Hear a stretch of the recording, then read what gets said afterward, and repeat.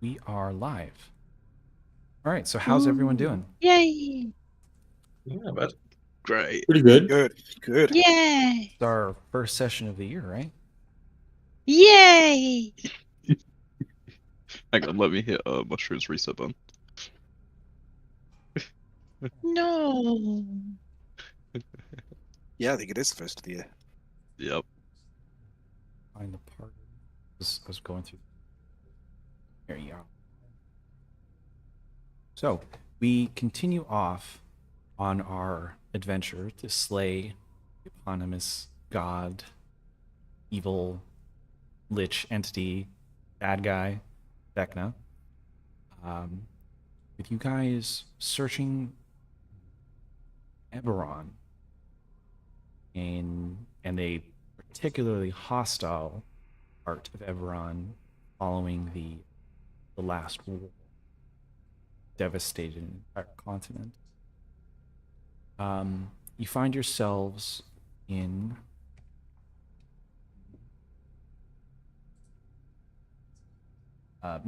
you find yourselves in Mount Ironrot, a desolate land filled with mist and shifting, obfuscating terrain.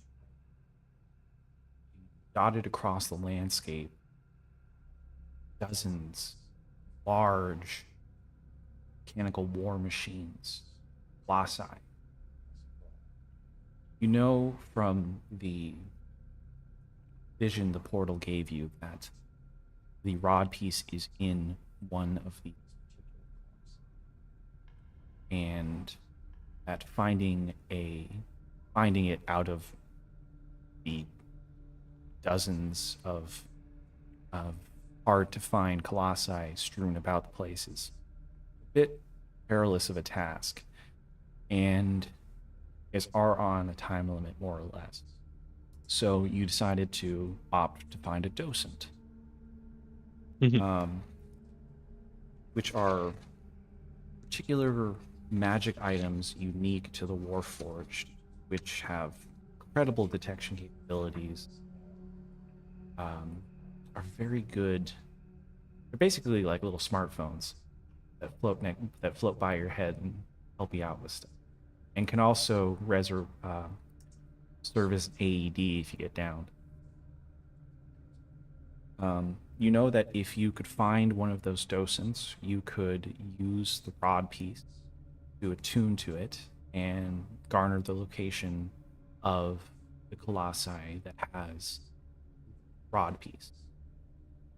In doing so, you guys scoured a few colossi, finding that the docents had been removed with a near surgical precision, and that multiple sets of tracks had been going in and about the explored colossi.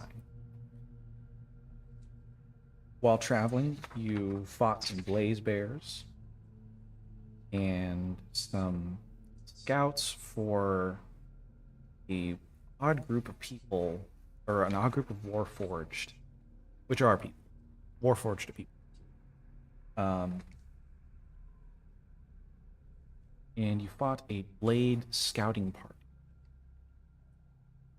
that jumped you in the middle of a bear fight, saying that their commander Glaive will make mincemeat. Finds you. From there, you continued on, finding respite near camp of veterans from Siren. One Caliph, Dortalin, and Greason. A uh, comely looking half orc, as Azoth here found out, and her two lieutenants, Dortalin and Greason, both halfling. You guys had a nice meal with them, traded alcohols, swapped stories, and I don't remember. Did you guys learn this secret from her? don't think you think guys we did. didn't. Did you? No. Yeah, I don't think you guys got any secrets this round. We're getting pretty bad at that. You don't really need that many. You guys are strong enough without the secrets. So Caliph revealed that her and her compatriots are desperate for money to bring back home to their families, and they're spending their time searching for treasures, scrap, and docents, whatever they can get their hands on to make some money and support themselves. And they do trade with the peaceful pilgrims of Ilos. They're a group of peaceful warforged that are trying to break away from the warlike society of their creation and build something of their own. In order to do so, they need to preserve whatever culture of their people is left. And pilgrims are fiendishly trying to scour the Mount Ironrod for more docents to hold on to their legacy. From there, you guys went to Ilos with Caliph, her companions, and met with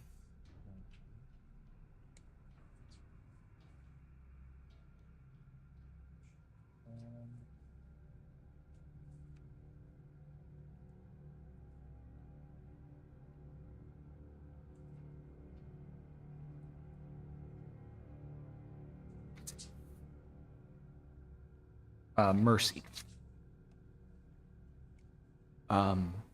Mercy informed, you've already kind of figured out from the pilgrims, that they don't seek any hostility and that they were even willing to part with some of the treasures that they had as long as they were able to keep docents for themselves.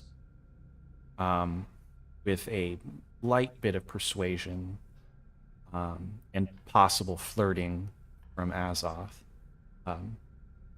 AFK flirting. It's just something that always Excellent. happens. Don't read into it, I know. Yeah, just don't read That's into it. You guys brokered a deal between the two parties, making a little bit of extra cash for yourselves in the process. Both parties are satisfied.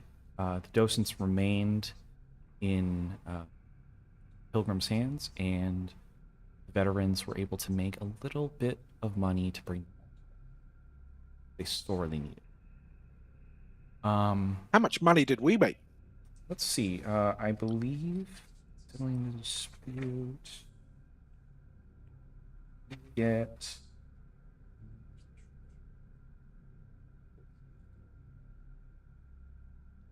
You were offered either a ring of feather falling, or I think the same was a equivalent in portrait. art. Yeah. I think we took the ring with the plan to sell it. Yeah. Sweet. Kept that quiet, cereal, huh? Mushroom, huh? No mention of the gold. The We haven't ring got the was gold yet. presented to you as an engagement ring. I also stole I from thought that was implied. Awful. But yeah, after a long rest, I can do ceremony. Then I Yeah. think I get like a +2 to my AC, which is plus so 2 AC for desperately 7 needed. days. As long as you're next to each other. Yeah, you have to So bring you could also, Caliph with you the whole time to keep the buff up. but you could also Done. like marry Sangzor. I don't know. But in that case, one of them would have to die to reapply the buff. Sangzor. No. You guys need How's to sell that? it, barbarian. But DMs hate that. It's one of those like 15 tricks to piss off your DM list on YouTube. Just get married to a goat. The worst thing is when the party like pairs off before the final battle and they all get married to each other. Well, that's such a clever idea. Hey, Cassia. I say this because I've done this. Yeah, I know that number one. Like I watched a video similar. Number one of things that piss off your DM, and I think number one was bag of rats, and I had to Google it and be like, why is a bag of rats so annoying? But yeah, bag of rats. I want a bag of rats. You're not getting You a are a bag of rats. rats. I just want one. Ouch. I'm not gonna use it. I just want one. Rude. So from there, you guys offered the use of a docent from their collection to find the location of the colossi you seek. And all signs point to a massive, much larger than the rest of the colossi named Landro that is sort of tucked away in a valley offshooting sides of Mount Iron. And would have been nearly impossible to find through normal means. From there, you took the docent's guidance. Also, you took a docent. We had a Only bit of one. a caper scene with Cassia, using some crafty teleportation and distractions to just completely steal a docent from them. This rare war artifact. The whole like thing's based on. Excellent. Upon pocketing the docent, you guys made your way to Landro, and you were hit by the visage of a massive, over 300-foot tall, just monstrosity of a machine made of stone and metal and wood. It appeared to have fallen sort of into part of the mountain as it was crossing it. And at some point when the war ended, sort of you found like little hints of it, but some sort of cataclysmic event happened that killed off like the majority of people in the area. And you found people who had just been instantaneously dusted by magic, with no seeming wounds or possibility of death. They just died. Hancock was right. From there, you guys found the hidden shortcut again, and crawled your way up a very narrow little trickling crack of earth where the weird water was flowing through, the gray matter fluid was flowing through, and you all managed to climb your way through there, but Seraphina accidentally ingested a little bit of the gray matter fluid in the process, and currently cannot speak and can only speak telepathically. Yay. Telepathically. Yay, but in your head. Yeah. You guys circumvented climbing up the legs and the waist. Upon leaving the shortcut, you guys were attacked by, or ambushed by two Warforged, similar to the Blade Scouts you fought earlier. They used hit and run tactics, firing off a few bolts at Azoth and doing like a tiny bit of damage and then running away.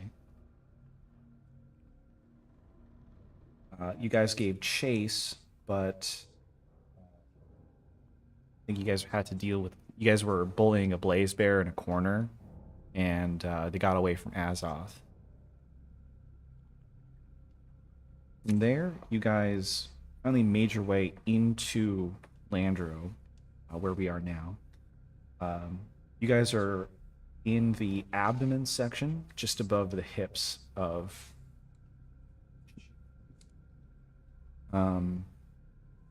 Guys went through a workshop, finding some odd repair paste that's completely useless to you guys.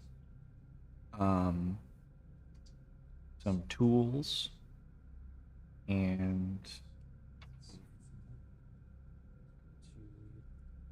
you found that the anti-gravity well that allows transportation up and down Landro's body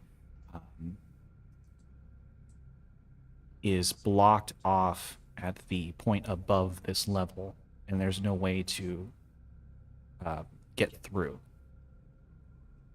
So you'll have to get around there to make it further up Landro. For you know that somewhere in the head of Landro is the rod piece. Lastly, you guys went to the artificer quarters, where we are leading off right now, with I think it was Morlin that went in and just immediately, or no, you didn't have to deal with it because you're an elf. Yeah. You found out that there is a somewhat of an aura of slumber in this area, and any creatures of non-Fey origin or elven origin tend to fall asleep walking in. Lying in the bed, dozing and acting incredibly sleepy, despite her ghostly visage. I don't think she realizes she's a ghost. Was the ghost of Almar Vatashi, a soldier who overslept on the day of mourning, cataclysmic event that destroyed this whole continent. She is not. She is not actually a ghost. She is a quarry. She is a disembodied soul of Kalashtar that has been separated from its mortal body probably by the body getting destroyed.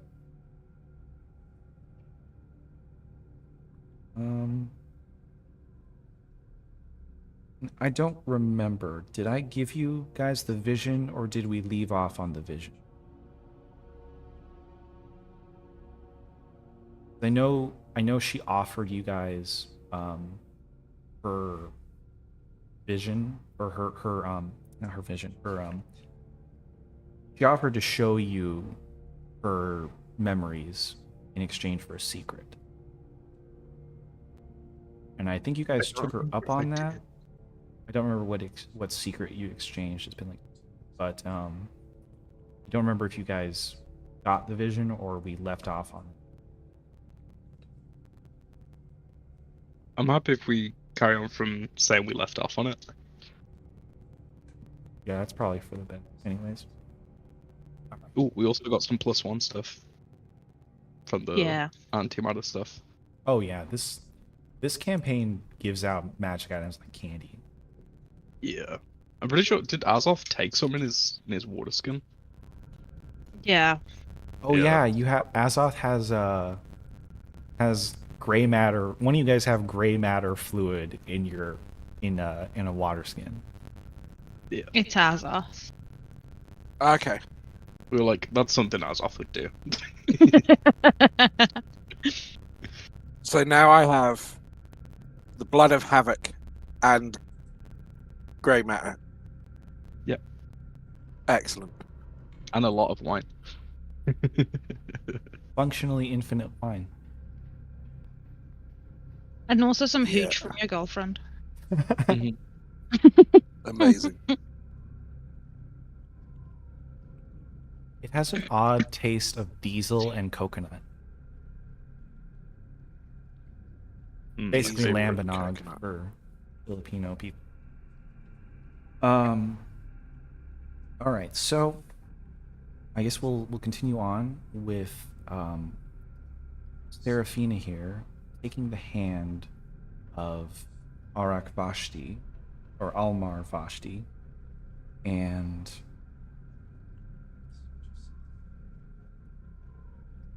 as if through the eyes of a soaring bird, you see a titanic stone statue standing amid a circle of glowing sigils.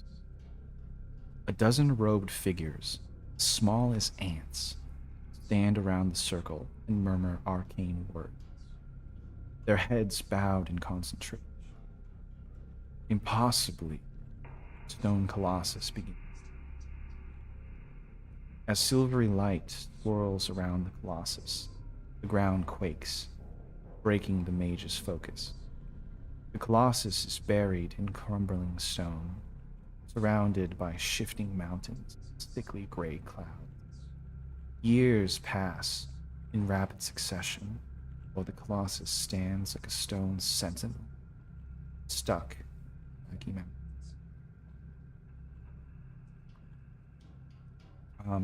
Serafina, it feels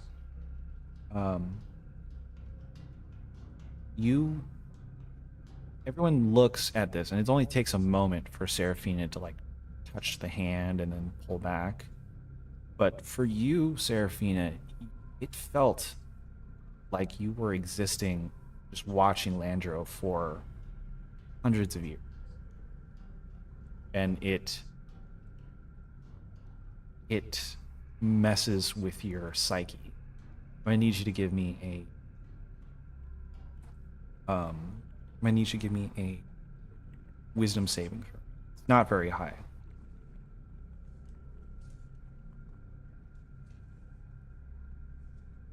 $19. It's a low roll. Okay, you're good. Yay. You are unperturbed by the centuries of just watching this. You probably thought it was fun. That's a little bit scary.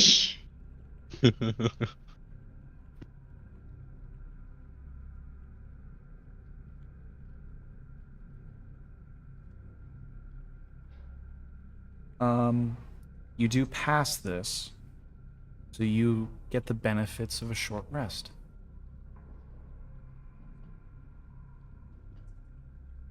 Nice.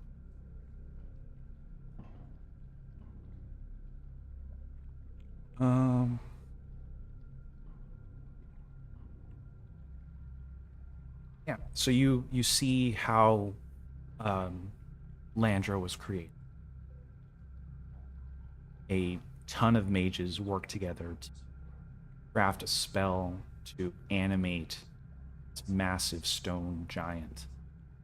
And they crafted anti-gravity wells to both facilitate moving up and down it and to support the weight of its bulk and give it movement. Very ingenious arcanotech.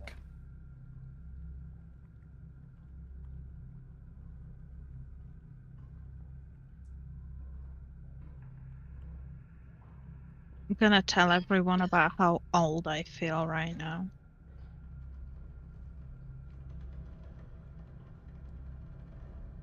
After seeing all of that.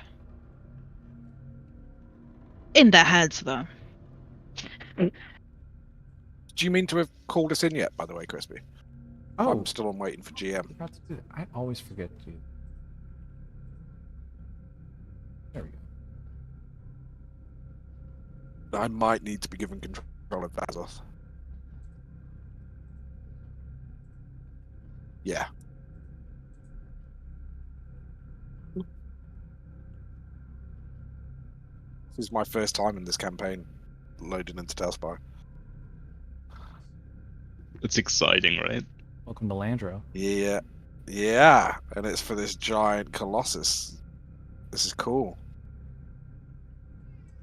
Did you build this, Crispy? I did. This Took is insane. forever. Well done. Yeah, I'm sure. Honestly, the mountainside, like moving through Landro, took way longer. I wanted to put the mountain all the way up to like the chest, but it just ugh. You can only copy and It looks paste so dope. much.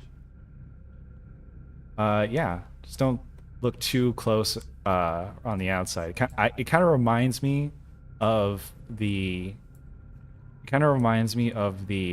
Stone Age robots from Futurama.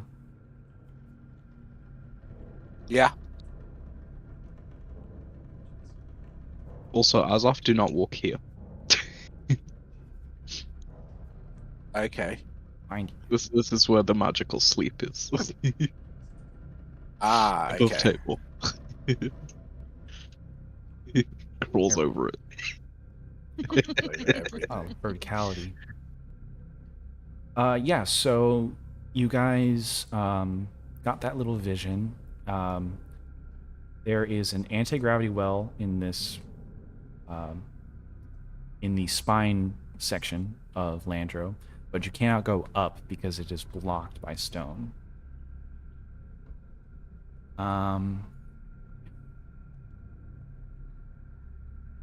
You did chase good. the two guys that attacked you. They ran into here, and then you lost track of them.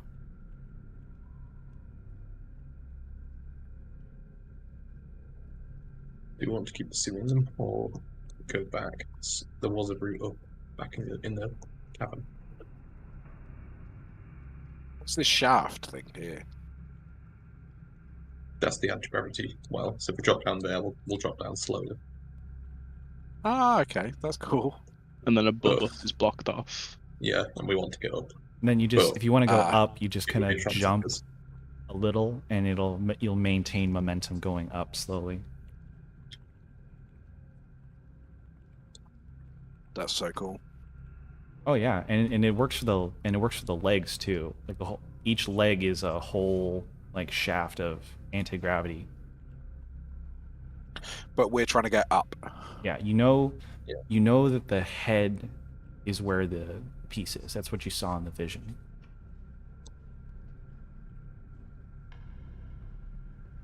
There is a cavern where we came through down this way, Yeah. Yeah, that could be. which had a route up that we ignored because we're chasing after some guys. But my guess is they've gone down. Going back through here, this is the gray matter Oh. pool, the dragon shard pool that you guys use to enchant and mess up a couple of your weapons. I think a couple of you got +1 stuff. I think Serafina got like a Pipes of gold, Haunting. like a gold-plated like harp or something. What you dipped your instrument in there and it got buffed. Yeah. And I And think the then only I one of got you guys 20. that rolled bad was Morlin. Someone? Yeah, Yeah. my musket's now a blunderbuss because it's just turned like massively wide, and my longbow is just screaming because we're near the Grey Master. Yeah, so there's just this constant like coming from your bow. It's super annoying. And makes stealth practically impossible. Wild. That's fantastic. And then I got 20 +1 arrows as well. But I dipped my quiver in it. What happens if I dip my +2 greatsword in it then?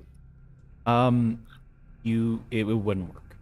Okay. The magic's already like you can't overwrite magic unless you remove the magic.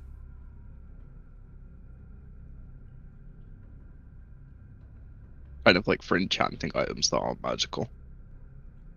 Okay. And the pool is used up. They had 4 charges. Okay.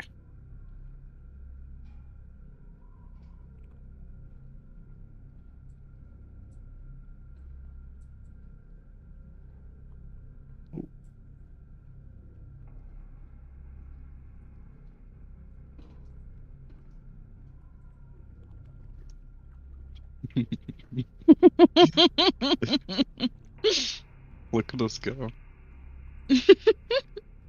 I love this. Like Sabuko. Is it Sabuko? Those little football characters. All right. So right when you guys, so let's see what happens when you get here. Is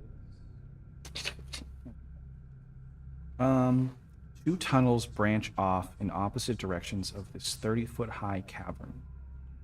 The tunnels reconvene at an overhang 15 feet above the east passage.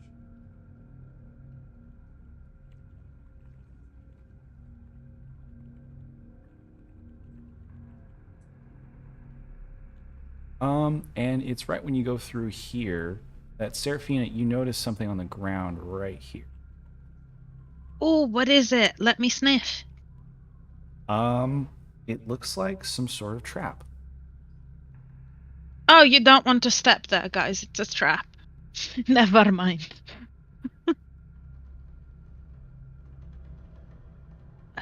Can I disarm? No.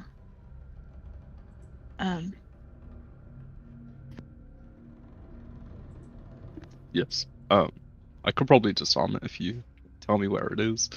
It's right in front of me. It's like right here. Okay. Can I see it? Oh. Yeah, you can see it. She points it out to you. Put a little, Okay. put a little thing down. I would like to attempt to disarm the trap. It's a trap. Okay, yeah, go ahead and give me a sleight of hand check as... Oh, crap, I just grabbed a rock. Not the rock. Okay, that's a dirty 20.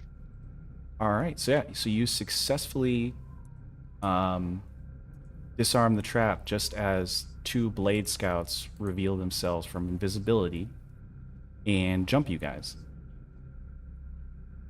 You are all surprised, except for, I think, Azoth, because you can't be surprised.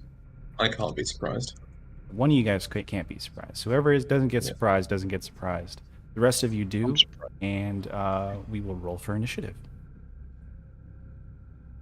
Yeah, I have danger sense as well, so I'm pretty sure I can't be surprised. La dee da. Glad I got that nat one out of the way. Who is it that has the bow that means they can never be surprised? Is that this party or is that New Age of Heroes? That was New Age of Heroes. I even put out like a super good like rare bow, and I like made it half off. Still didn't bite. Okay, so we got Seraphina, Azoth, Cassia, Mormon.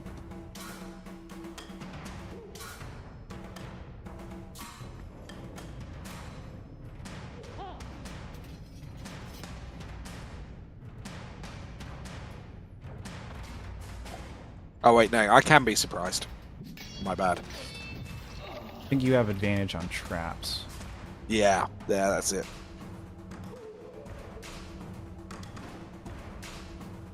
Okay. So Cassie is the only one that isn't surprised? No. It's Morlin. Oh, it's Morlin. Okay. Okay, so Seraphina, you are surprised. Only one will get a turn would be Morlin here. Right, I'm gonna telekinetic leap. Jump up to this one.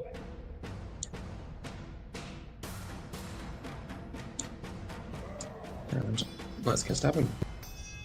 First attack. 24 to hit. That will hit. It is 10 piercing plus 4 fire and sonic strike for 13 force.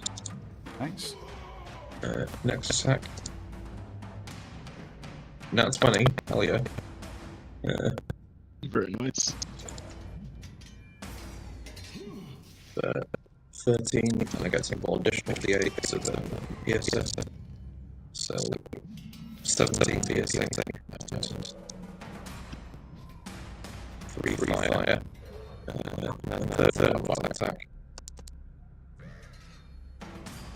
23 to hit.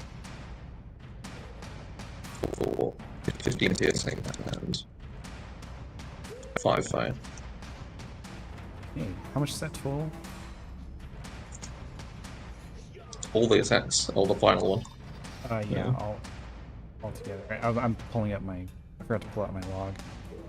Sorry, last one was 20, 23, 27, 40,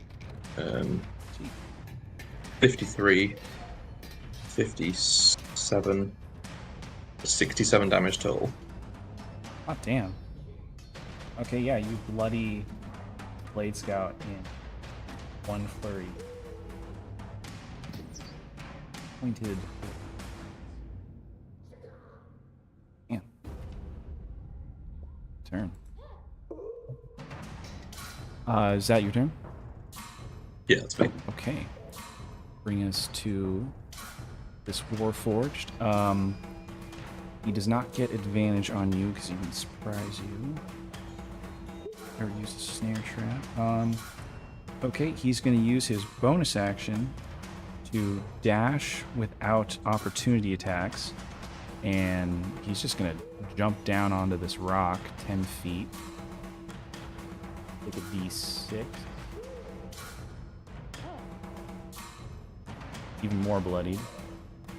Yeah, but he will get in combat and try to attack Cassia here. No, I was fiddling with the trap. You look like the softest target in front of him.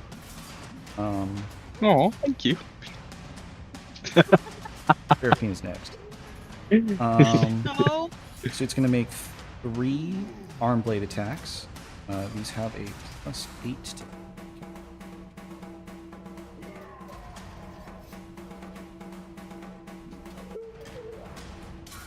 So that'll be 21. Yeah, that hits. More than that. Yep, that hits. And less than that. That's a 16. Misses. All right, so 2 hits. Yep. 2 hits for. 6 plus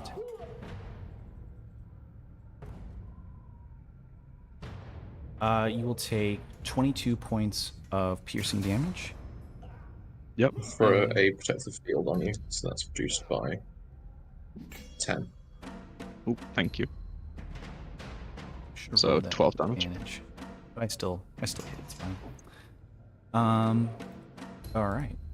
This one will take cover right here. He'll take half cover behind this, or go take 3/4 cover behind this rock here, and then fire at. He's going to fire his blade launcher or bolt launcher. Going to fire 3 shots with advantage. I'll do 1 on Cassia and 2 on Seraphine. Crispy. Yeah? The last guy only hit me once. So he should have hit me twice, but I think you only calculated 1 hit's worth of damage. Oh, I rolled 4d6 instead of 2d6. Got you. That's going to be 3 attacks with advantage on. That is a 19. That hits. More than 8. Second attack on Seraphina. That is the 15. Hit. And a 19. Hit. Both hit? Yeah. Okay, so that's going to be 1d5.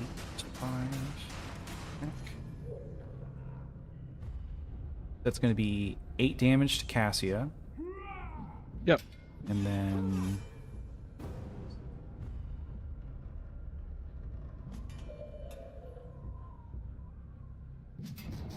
17 points of damage to Seraphine.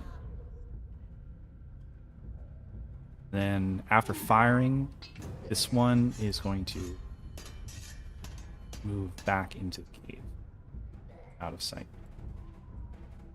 That will be its turn, bringing us to Kieran. I rolled a nat 1. Yeah, the other one got a 3. Oh, okay. I'm gonna move up here.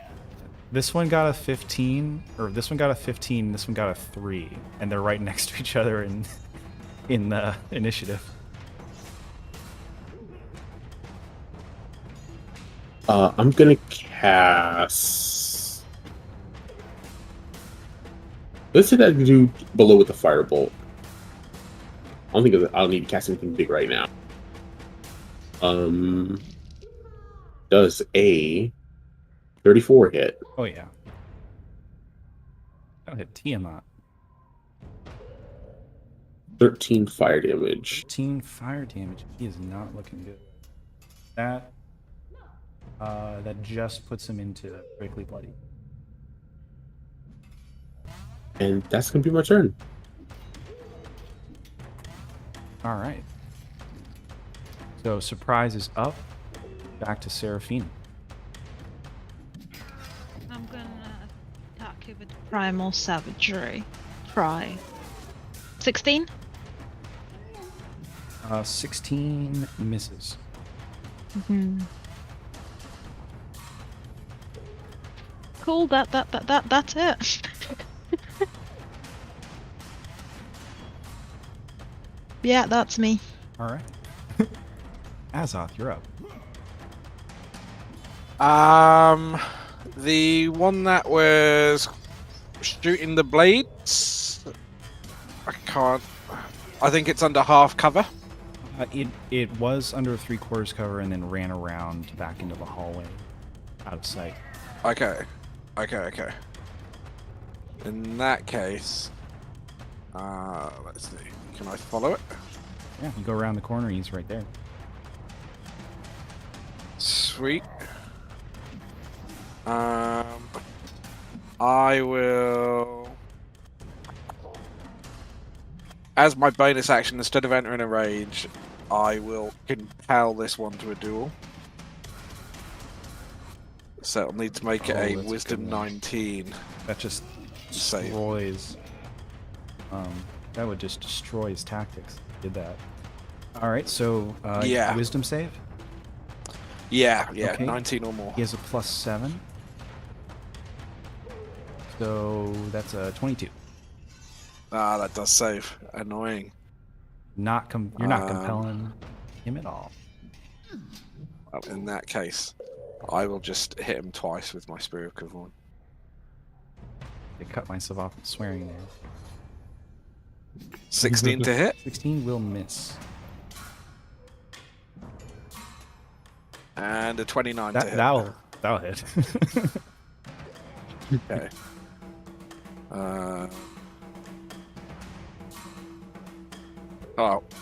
7 damage. But I will throw in a Strike of the Giant's Fire as well. So another 3, so 10 damage. All right. Is that your turn? Yeah. Okay, on to Cassia. Okay. I'm gonna attempt to stab him. But when I do this, I can teleport 10 feet before each attack. So, do I get flanking here with Seraphina? Yeah. Yeah. Okay. Sweet. So that'll be. I'm gonna attempt to stab. Don't know if I said that. So 24 to hit, That'll hit. and that You is stab. 10 damage. What's And the then I'll throw fire, a right? sneak attack on top. That's 5 damage plus. Oh yeah, sorry, plus 2d6. I got a flame tongue. I do. So that's 6 damage on top of that. And then I will sneak attack him for 1. And I will attempt to stab him again. Oh, it didn't roll that with advantage. Sorry, that's a 26. Yeah. That is 9. 5, so 14. Really rough. And I believe that's my turn. Sneak attack's only once per turn, isn't it? Yeah, okay. That's me. That would be Morlin. Okay. Let's finish this guy off. Unhook my musket / blunderbuss now. Shoot the one that everyone's crowding around down here. Thanks.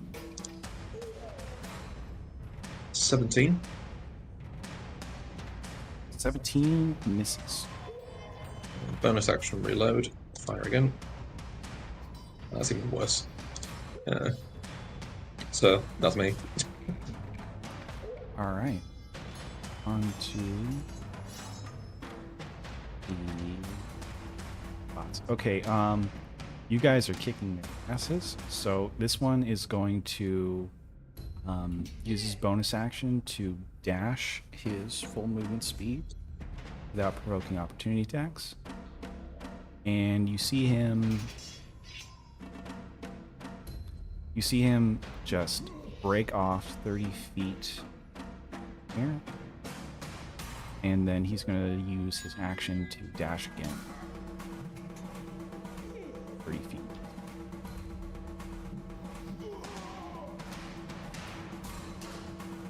This one will attempt to do the same, but he's in a much worse position.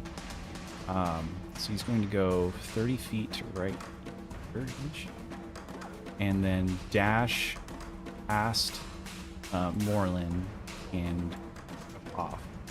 I think he'd rather take an opportunity attack from Morlin than Azoth at this point, although that might be a bad choice for him. You can get an opportunity attack. Sure. Oh, that's crap. 14. Alright, so that would be a miss, and he will get 8.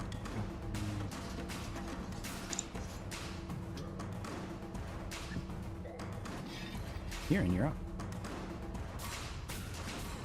Okay. I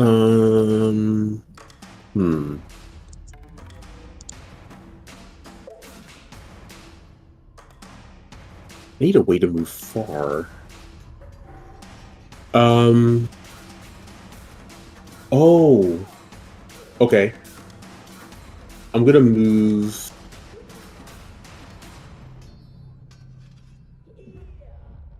Let's see.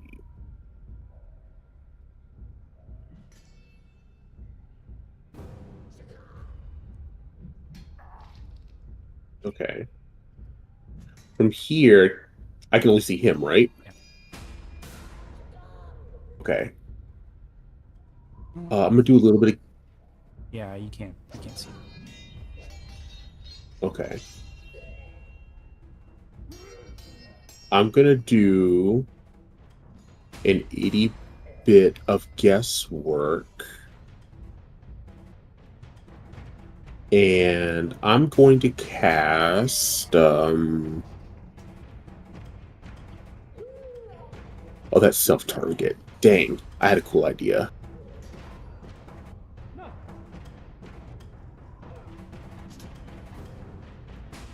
He's gonna prepare to cast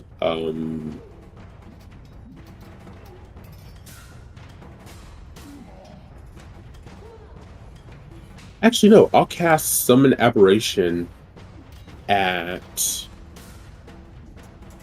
no, I'm gonna give him Jim's Magic Missile at 5th level. Alright.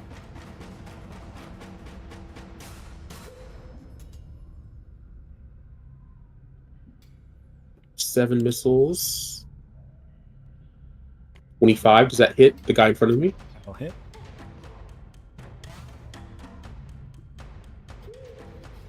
Damage.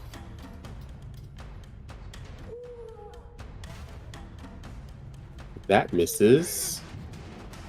16. No. And it's an outline.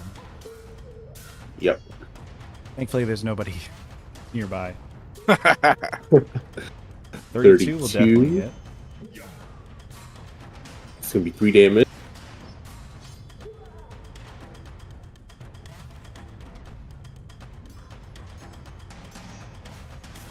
Seven damage.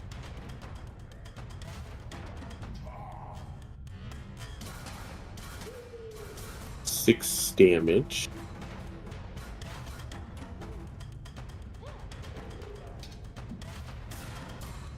Five damage. I think that's all of it. 29 total. Yep.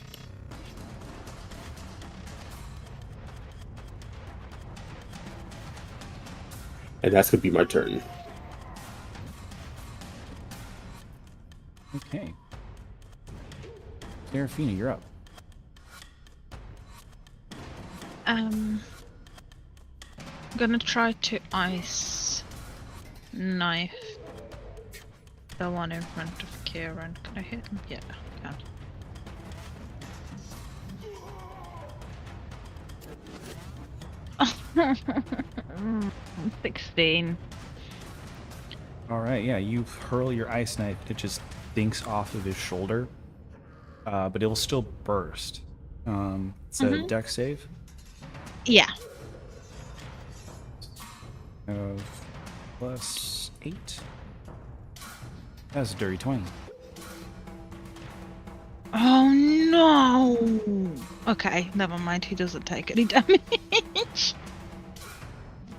Yeah, it's just a nice little sheen of frost on his shoulder. It doesn't hurt at all. Yeah, cooling him down a little bit. Feels nice. Alright, is that your turn? Oh, let me move back a little bit. Here. Yeah, that's my turn. That brings us to Azoth. Where's the nearest one? Around this corner down here. Oh, that's a long way.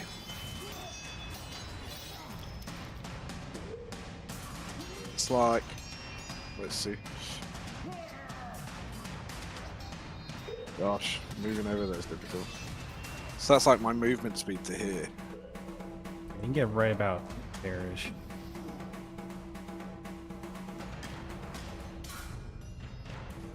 And he's down there, yeah? He's right down.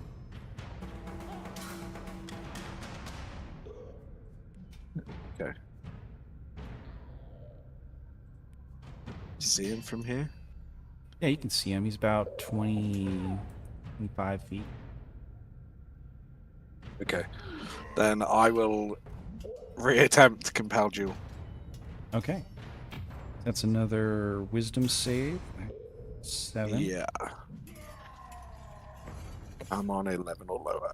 Ooh. Meets it, beats it. Damn it. That is a 28. Or 20, Oh, yeah, 26. 28. That definitely beats it. Okay. In that case, I will... Alright.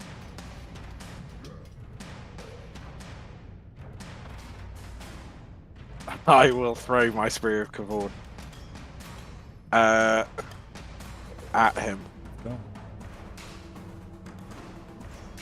But what if he vanishes and I lose my Spear of Kavod? That would make me sad. You wouldn't be able to take claim as the Mountain King without that. Okay, we don't do that. It'd be funny to just have to find your spear while it's like lodged in the back of a warforged. Imagine he catches it. How about a javelin? Yeah, you can throw a Plain javelin. old javelin. For solid 27 to hit. Oh yeah, you nail him. So that'll be 7 piercing plus. Oh wow.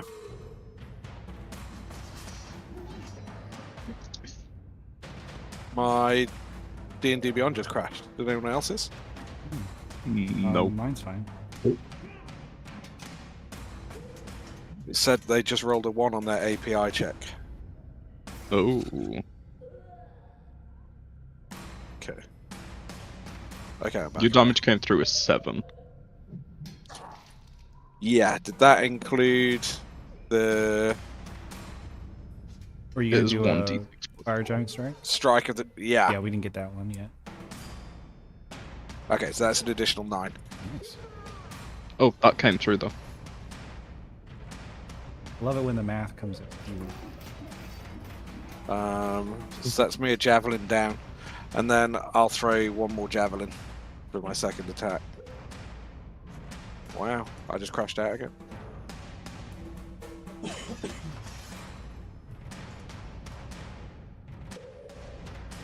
Don't understand. Mine went out just now too.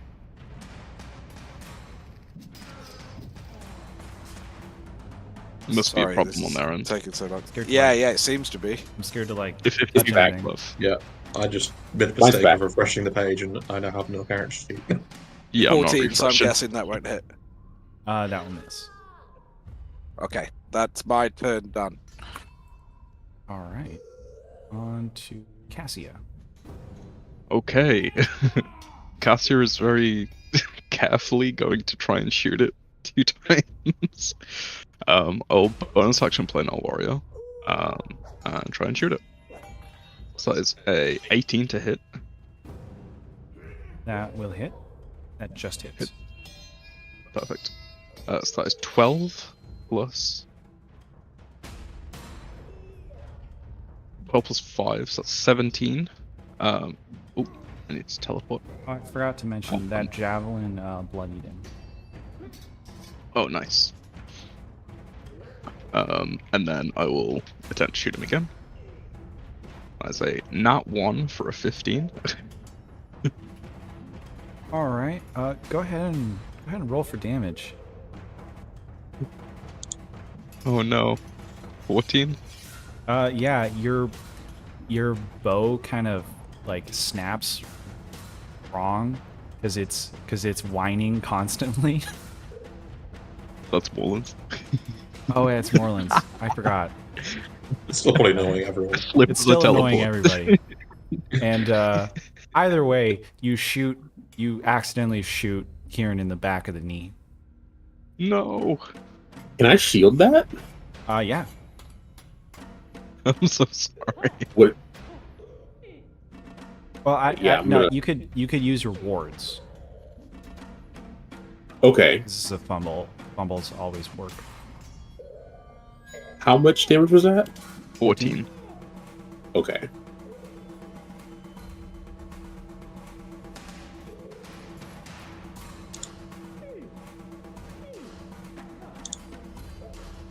I really should have tallied up how much accidental friendly fire you guys did in like the campaigns. I've done so much this season. It's gotta be like over 100 at this point.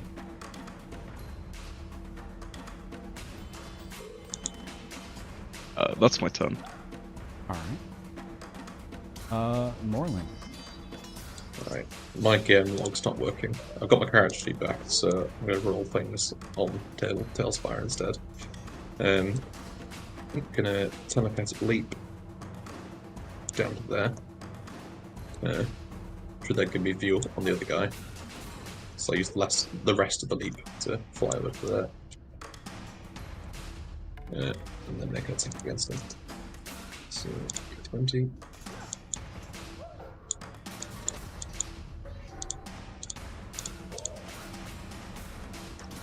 17 plus 11, so 28 to hit. That hit. And then the other side, I can just get all the damage dice out. 1, 2, and then. Oh god, it's rolling things. Yeah. Well, it's ready.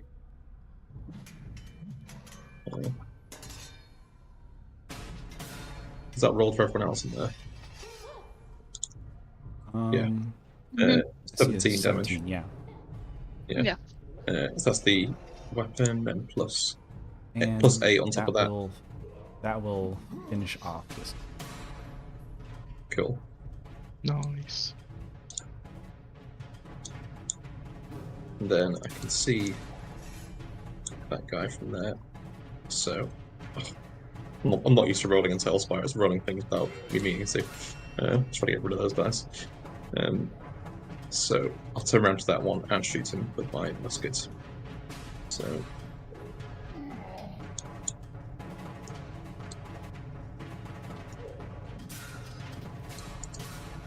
that's a 27 to hit. That'll hit. For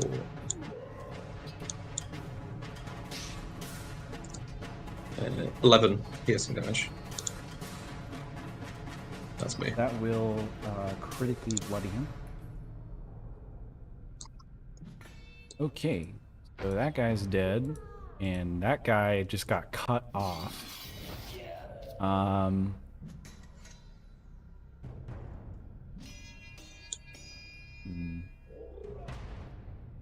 He's gonna try. He's just gonna try to go down fighting at this point. Can't escape. He's gonna run up to Moreland and just do his 3 attacks. So disadvantage until I'm hit. Okay.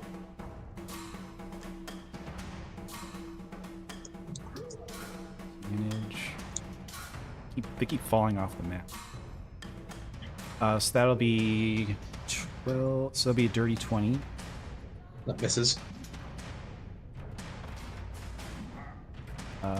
Yeah, it's not gonna. That's gonna be stuff. We got an 18. So that'll be a 26 in the last hit. Alright. All right. 6 plus 5.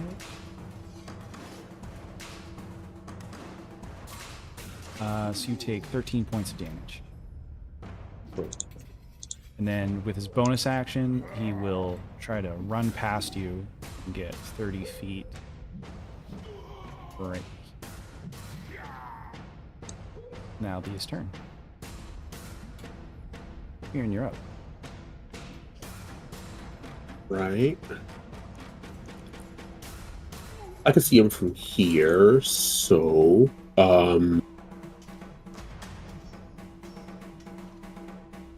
I'm gonna firebolt him. All right. It's 24 hit.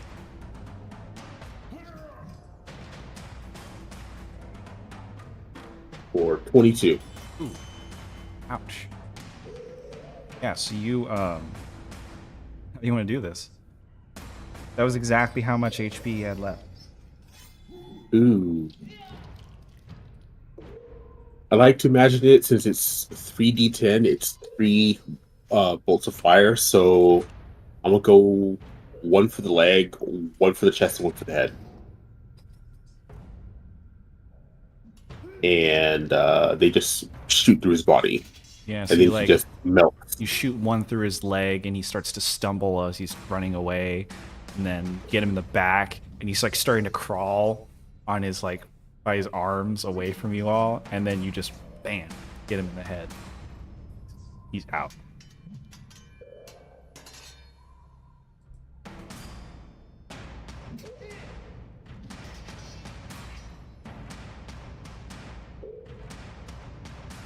Hard to get away from.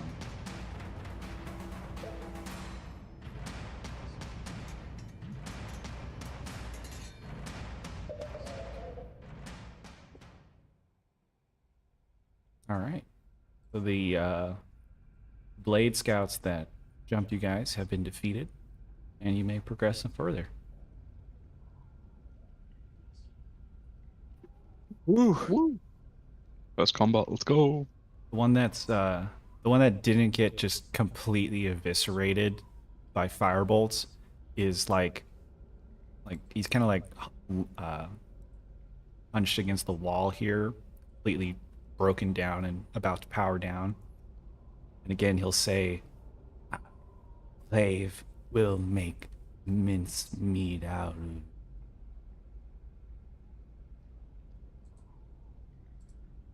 And his eyes bead down to a little dot and go out. Nice. bad. Anyway. I didn't know that you could throw javelins at us. It's like Barbarian 101. Yeah. It's the first time he's used them since he got No. the spear. No, I've used No? javelins in Curse of Strahd as well. Oh. Well, my character wouldn't know that. Oh no, that's true. Yeah, yeah. Definitely did not forget it. Yeah, because I'm actually down to only 3 left. And I think I started with 8. You know, they're like, you can get a pack of like 5 for like a gold. I love that.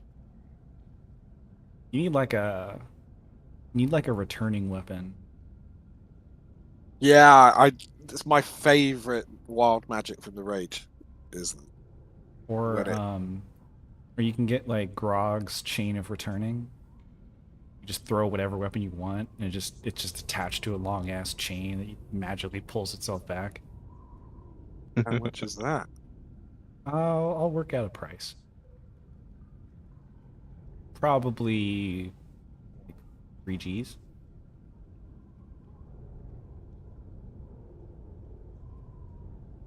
Okay. I need to sell Cassio. Excuse me?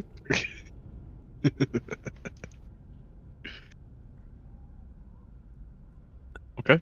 Shall we head on forwards? Yeah. Right. You guys head on.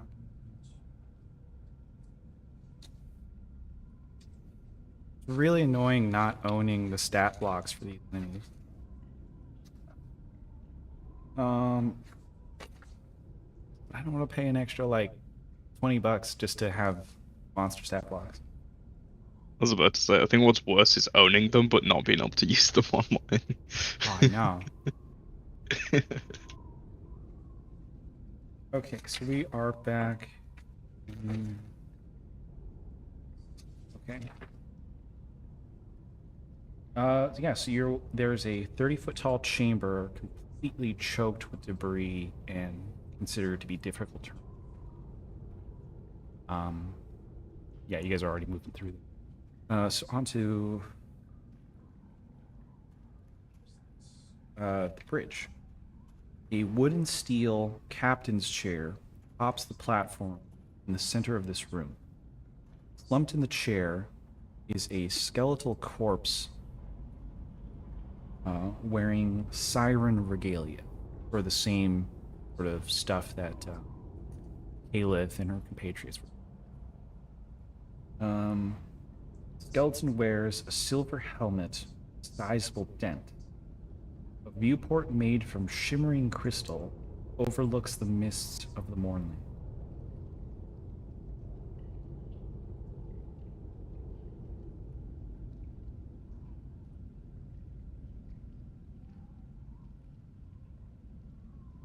What do you guys want to do? Can I, oh, go ahead. Go ahead. Can I use Detect Portal and see if I can find any planar portals within a mile of us? Within a mile, you don't see any. You don't feel any portals. Okay.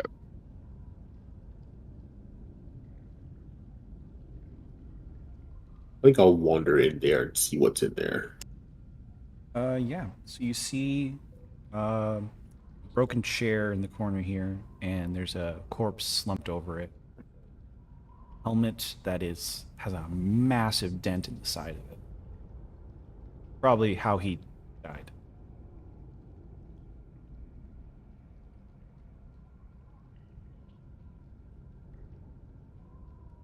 Unfortunate for him.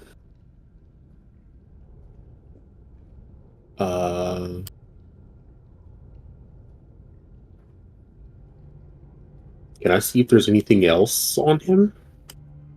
He has some very tattered, rusty, old like chainmail maybe, and a tabard over that wearing with the same Signin regalia that the veterans that you met earlier had.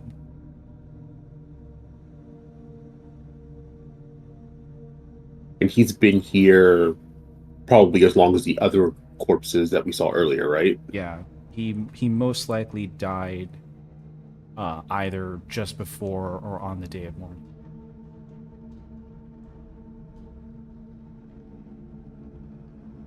Hmm. Got a weird helmet on.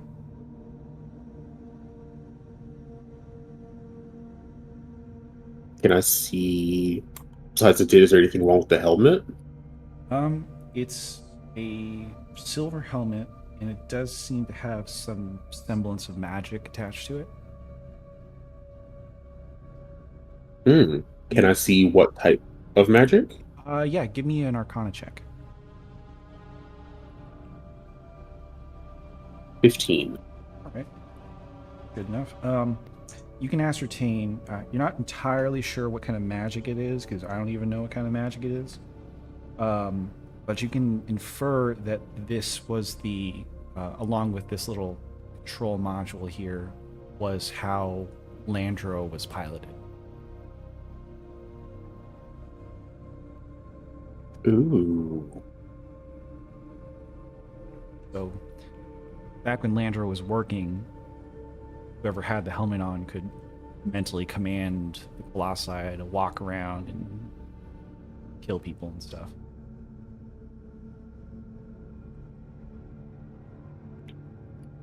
This guy has a helmet that could move this big thing.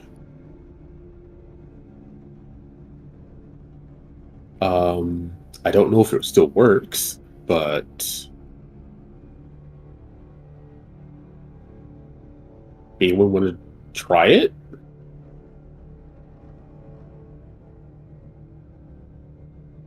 And he'll go to take the helmet off.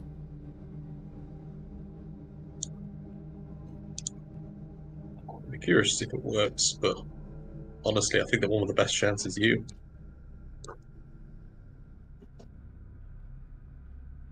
Yeah, if you want to try, you can. I I certainly won't will. stop you. I'll make an attempt. Sure. All right, so you put on the dented helmet and immediately hear.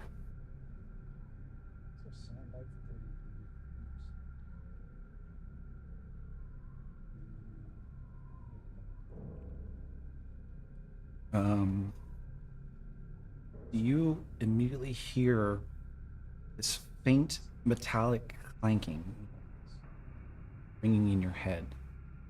I need you to give me a Constitution saving throw.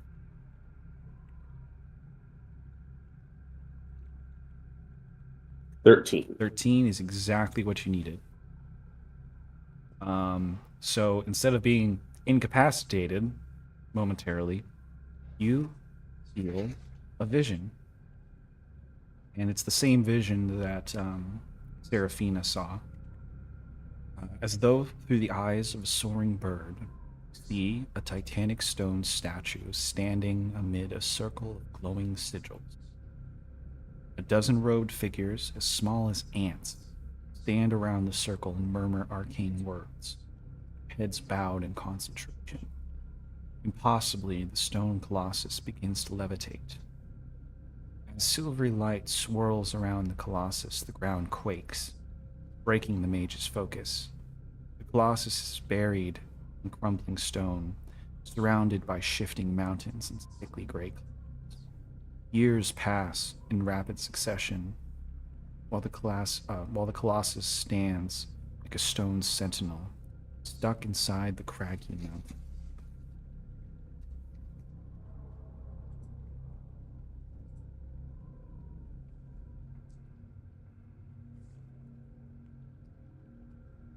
And again, so now, Kieran, you see the vision of how Landro was created and also how Landro was destroyed.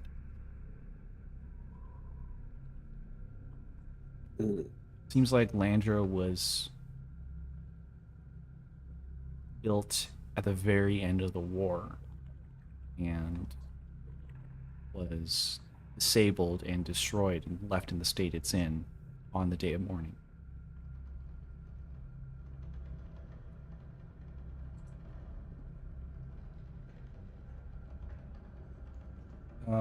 As for the control of Landro, as long as the engine in Landro's brain isn't active, there is no controlling Landro.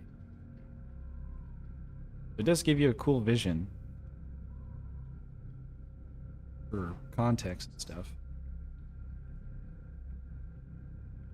He's gonna take the helmet off and just look at it for a second. And since I don't think this thing works. I think this Landro is not in a state where it can move.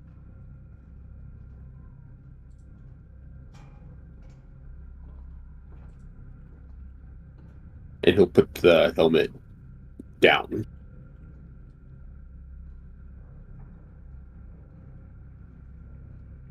But he is going to like write down some notes on like what he saw in the vision.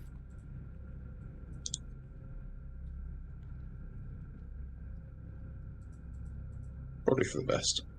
I'm not sure how Mordenkainen and the rest of them would feel about us tracking this thing through the ball. I don't think we could get it to fit. Yeah. Be interesting.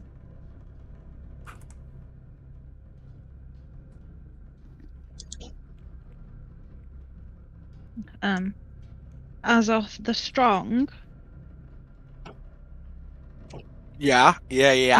I'm in your head.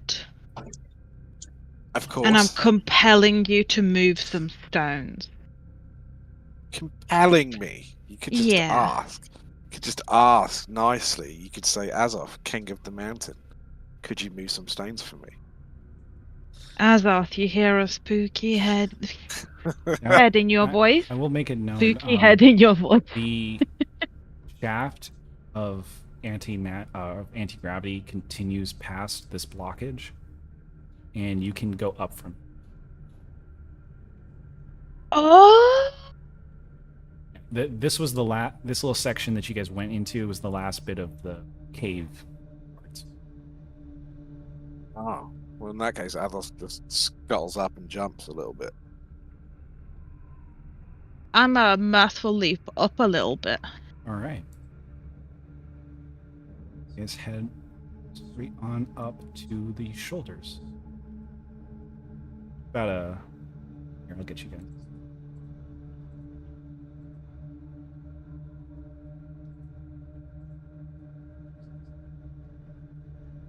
I'm already up here.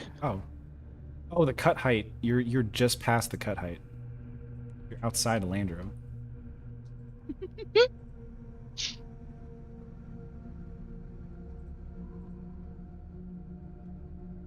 guys totally just skipped a fight too.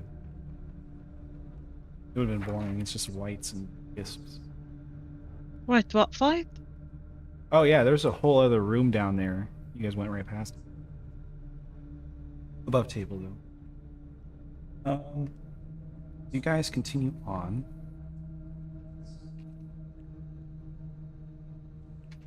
Okay. This 30-foot tall chamber centers on a massive stone table. Dozens of large maps and scroll cases lie scattered across.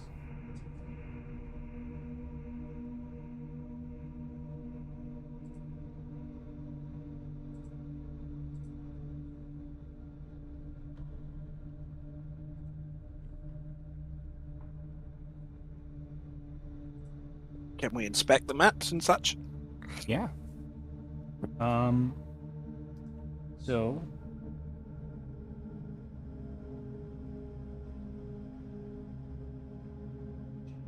all right, so you see across the surface of this table, there are several vellum maps that depict regions of Sire, the continent of Eberron that you're on, that bear absolutely no resemblance to the current topography. These are maps of what Sire looked like before the Day of Mourning.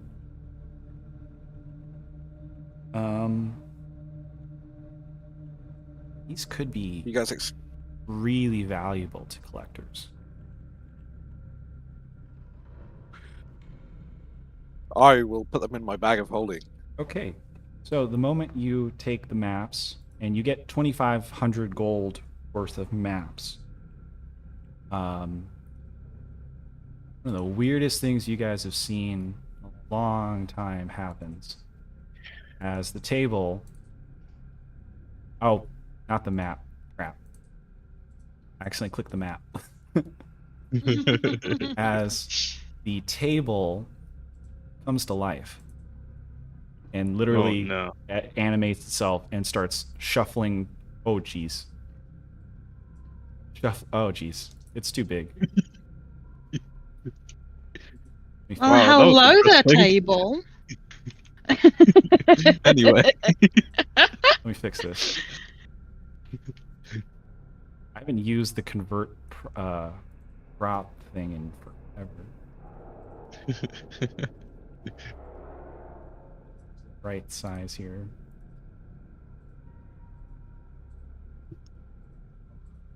There we go. That's proper. I'm gonna start playing pan flutes and hope that the table now dances. So the table begins to shake and literally lurches forward and tries to attack you all. I'm going to need you all to roll initiative. You're fighting a table. Not 20. Dirty 12. Excellent. Dirty 12. These initiative rolls. Hero with back-to-back ones. All right.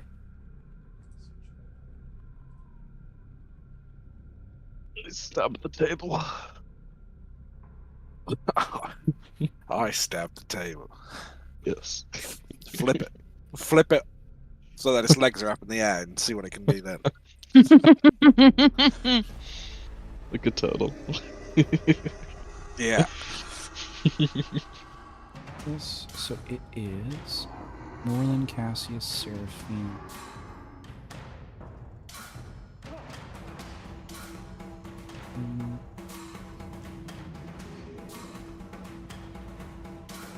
Table. And then Asimov and Keith.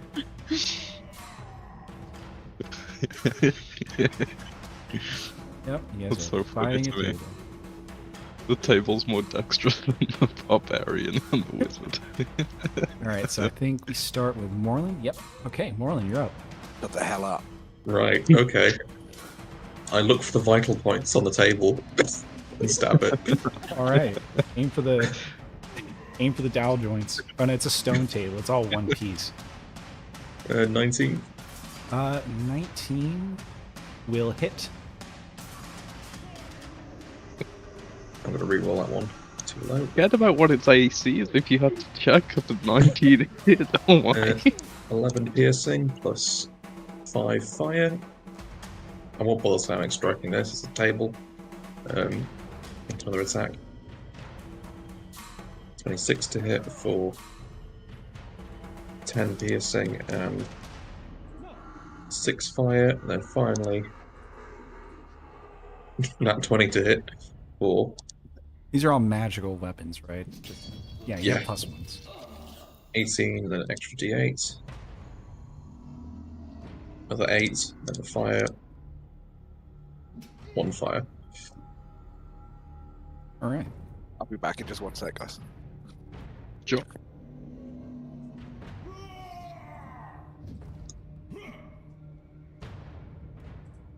Okay. That your turn? Yeah. Okay, on to Cassia. Okay. I am going to attempt to shoot the table. So I will teleport backwards. And then I will longbow 1. Let's say 17 to hit. 17 just hits. Okay. Oh, I rolled the wrong damage. Sorry. So that's 14. And then I'll bonus action Planar Warrior, and I will teleport like here. And attempt to shoot it again with a 33 to hit. That is 13 plus 8, so 21. And that's my turn. Okay. On to Seraphina. How do you fight this table? I want to jump on top of the table Mirthful leap. and try and hit it. 29? I'll hit. 15 damage. 15. Okay. That's your turn? Yes. Okay. I will stay on top of the table. The table is going to cast a spell on you guys. It's Was going it- to target one or more creatures that it can see within 10 feet of it. He can't see me, I'm on his eyes. Alright, so it's gonna oh jeez. It's gonna move. Oh, you know what it is? It's because of these guys. That's what's making it mess up. And you guys. It's gonna move up, carrying Seraphina with it. Make it fun. Like an angry bull. You're just like, yeah, you're bull riding a table. Oh jeez, this is like, this is the worst. You could always just make it smaller. Yeah, I gotta Up make here. it a size smaller because it's gonna keep. Yeah. But is it a large thing, I assume? Yeah. Table. It's a large table. Okay, good to know.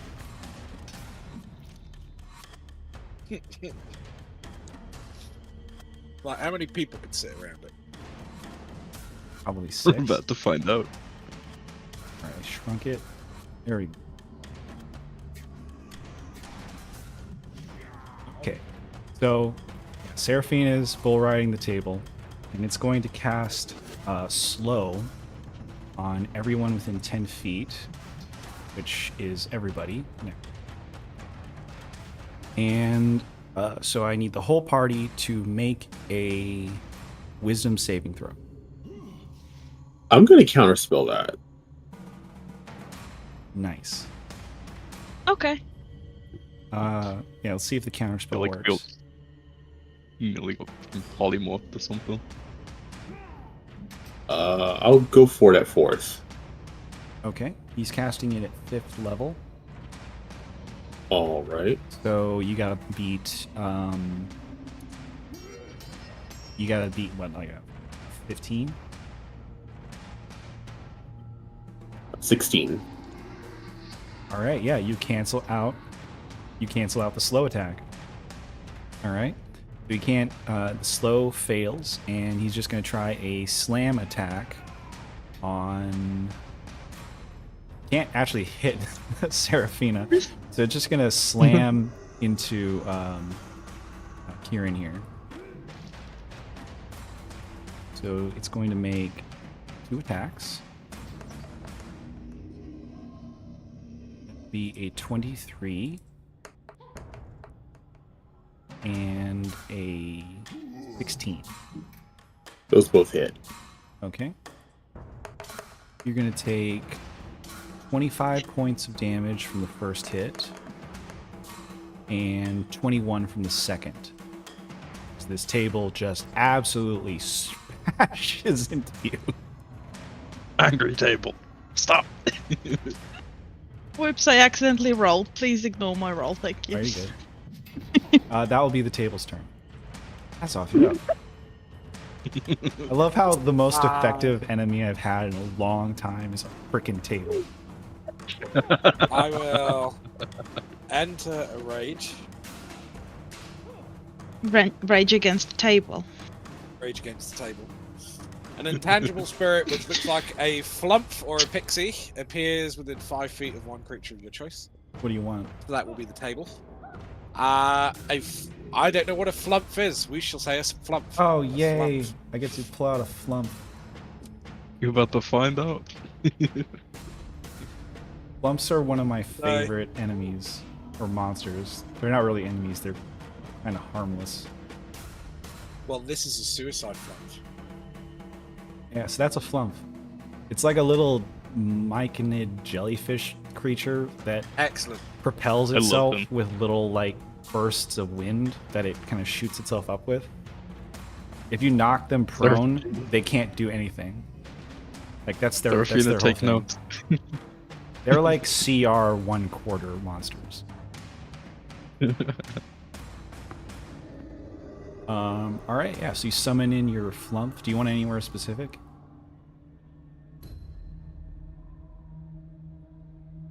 On top of the table, I guess. All right. or under the table. Under the table. All right. So there's a cute little flump just hanging out under the table. Yeah, and at the end of my turn, it's going to explode. All right. Oh my god. And in the meantime, I will strike the table with my spirit. All right. This is wacky. 18 to hit. All right. That just hits. I keep double checking, and the audio is still coming in. I think we fixed whatever problem that was. All right. Oh, I see a 1 there. Yeah, I got a net 1, so 12. So that way. Okay. So I'll do the. Roll a d4. Okay, Oh no. that'll be a 4. Okay, you hit Seraphina instead of the flump. Okay, so the first attack will be the table, Okay. and then the second attack will be Seraphina. Maybe we should do it the other way around, you know? So That'll be 7 damage to the table. plus an additional 2 for the rage, Oh, gotcha. Okay. plus a strike of the giant's fire for an additional 6. Okay. And then Seraphina, I hit for 10. That's barely anything.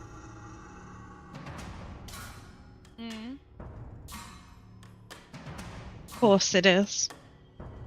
You hear inside your head. Yeah. And then the flump explodes, and everyone within 5 feet has to make a dex saving throw of 8, 13, 16. How high is the table? The table's sober.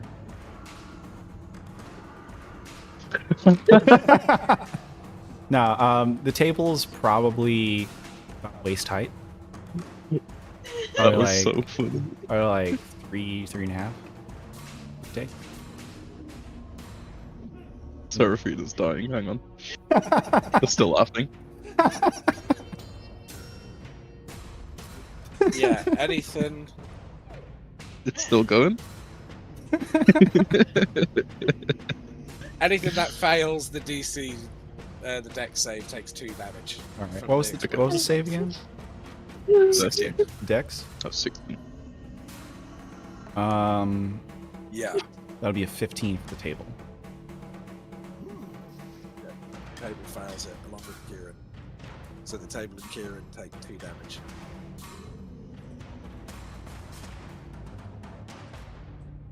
Yeah, when it explodes, it's just I kind of felt more it. like a. And also Morland takes 2 damage. Thank god, Seraphina's incapacitated. And at Like- the beginning of my next turn, a new flump blades in. All right. That'll be Kieran. All right. Kieran is not looking happy that this table hit him, and so Kieran's gonna up the ante a little bit too much. And is gonna cast Disintegrate on the table. Ooh, ouch. All right. So that's a con save for the table, right? Dexterity. Okay.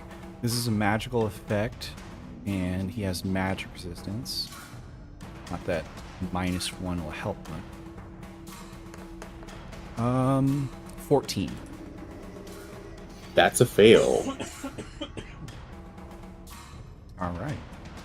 That's 80 force damage. 80 force damage. Wow. So you disintegrate like a whole chunk of the table, and Seraphina's leg almost falls through, and she has to like catch herself. It is the equivalent of bloodied. How the tables have turned. Only The bloodied. goofiest fight. only bloodied from a disintegrate. This is a mighty table. It's solid granite. Above table, it says to use the stone golem stat block for it, so it is actually pretty tough. So it's a table-shaped stone golem. Pretty much. Fantastic. Yes, you disintegrate that. Anything else you want to do? And then, I guess. No, I'm good. I'm good. That's the end of my turn. Okay. Wait, did I make the table? Did I have the table attack? Yeah, it hit Yeah. Kieran. Yeah. It tried to cast low as well and failed. Oh, we've only had. I feel like we've done a lot more combat between Azoth's turn and the table. Back to Kieran. Oh, my turn's done. Oh, right. Okay. Moreland. Alright. Turn around. Keep fighting this mighty foe. Are you flanking the I'll be table? flanking. That's a good point. Yeah, you're flanking. Roll out an advantage then. 26 to hit. Oh yeah. For 15 piercing plus 6 fire. I'll throw in a sonic strike. For 12 force. Dex attack. And that will critically bloody Nat into 20. that. 20, nice. Third one today, good god. Very nice. 17 piercing plus an extra d8 from piercer. Extra 7 piercing, and then 3 fire. And final attack. That's 20 again. Oh, Oh my gosh. For 11 piercing. Actually, I'm going to re-roll those, so they're too low. I can do that. It's 2d8, it's an extra d8. So that's 11 piercing plus 8, so 19 piercing with a fire. An extra 6 fire. ouch. Yeah, you really laid into that guy. Yeah, Mullen was meant to fight this table. That's me. Table hop. All right. Cassia, you're up. Okay. I am going to bonus action play now warrior, and I will teleport. Actually, no, I won't. I will stay here. I will attack with my longbow. So 25 to hit. That'll hit. That is 10 plus. So that's 15. Plus sneak attack for an extra 1, so 16. And then I'll use my second attack, try and shoot it again. Again with the 19s, for another 13 damage.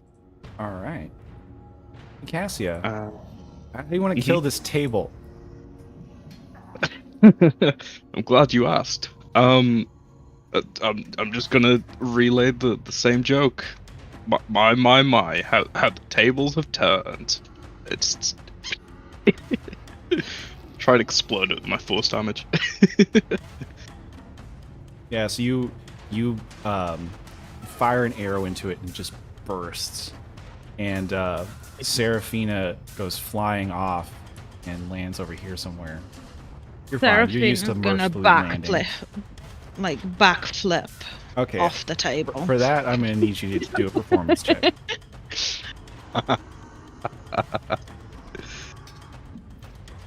26. Oh yeah, you do a double backflip Nice. and stick the landing perfectly. It's great. That doesn't mean a flip. And then the table falls over, crumbling on one leg, and is inanimate again. Kieran immediately kicks it to like the nearest wall. You almost break your toe. It's still a solid table. But yeah, you Just a defeat dead the table. table. Yeah, you killed a table, guys. Congratulations. We killed an inanimate object. But it still took You're more an- rounds than Strahd. Or whenever someone uses the words inanimate object, and I can't remember what movie it's from, but all I can think of is you're an inanimate fucking object. I can't remember what movie it's from though. In Bruges. In Bruges. Is it? Yeah. It's a fantastic I film. googled it. That was a Yeah, fun it fight. is. The most damage I've ever done to a table. I feel like that's the most damage anyone has done to a table. I was on top of that. The only thing that was weirder than this is the animated bed dragon in Wild Sheep Chase.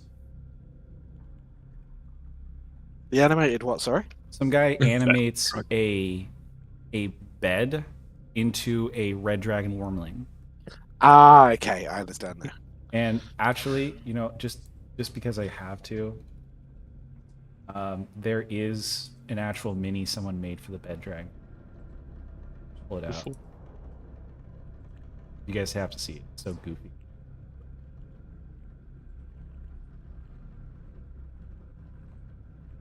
The wings are made of like sheets. I love it. That's so cool. True mighty foe. But yeah, you guys have successfully defeated the table and are free Defeat that. to walk about the war room. You can easily fight back again. You also got 2,500 gold worth of old Siren maps. You will have to find the right person to sell them to. You can't just go to a general store and get 2,500 gold for that. But thankfully, you know someone who is incredibly well connected with trade networks. Azov's girlfriend. I was going to say Milena, Yeah, me too. Illustrial's wife. No. Azov's girlfriend. Yep. That's girlfriend's poor as hell. She's trying to scrape together gold to feed her family. Yeah, that's why he's making the big bucks. He's the breadwinner. That's their relationship. All right. So you guys are currently in the shoulders and upper chest section of Landro. Nice. I'm You gonna can- step over here. You see little battlements to fire arrows. In the shoulder sections on each side, you see mounted ballistae. There's only one. There's only the two in the back that are still in working condition. And each of the shoulder sections connect to the arms that jet out of Landro. I wanna go look at an arm. Yeah. I'm gonna mathful leap over to the arm because I'm scared.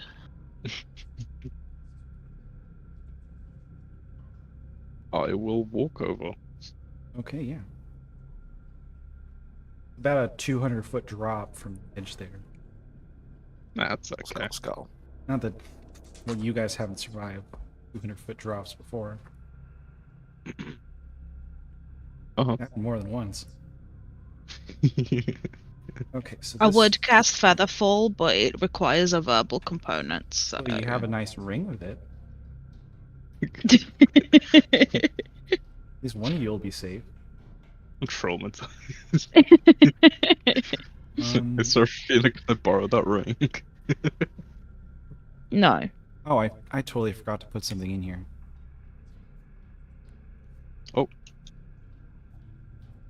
We will rewind. Yeah, there's a chest in here. I knew my both senses were tingling. So, the floor of this ruined 30-foot tall chamber is bare, except for a large wooden chest. The ostentatious chest's dark walnut planks shine, and its iron straps are gilded with a thick sheet of gold leaf. An iron padlock crafted in the shape of a grinning demon hangs from the chest's hasp. Look, it's the world's most obvious mimic. It is clearly a chest. A goat with 27 passive perception is telling you that it is not a mimic. DM, is it a mimic? Seraphina, your incredible senses hear a slight snore, like a rumbling, grody noise. You think it's coming from the chest? Never mind, I'm getting the hell out. Yeah, there is no reason to have that much of a description of a chest.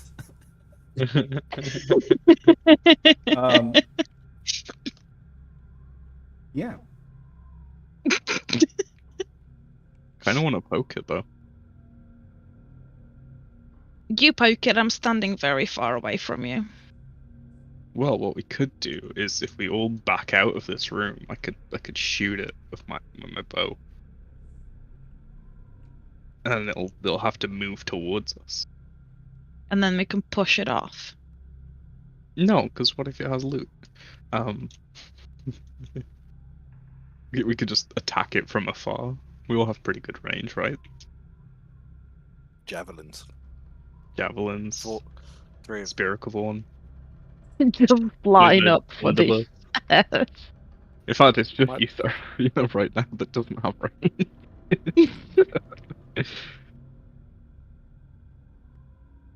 I have Hold Monster. Yeah.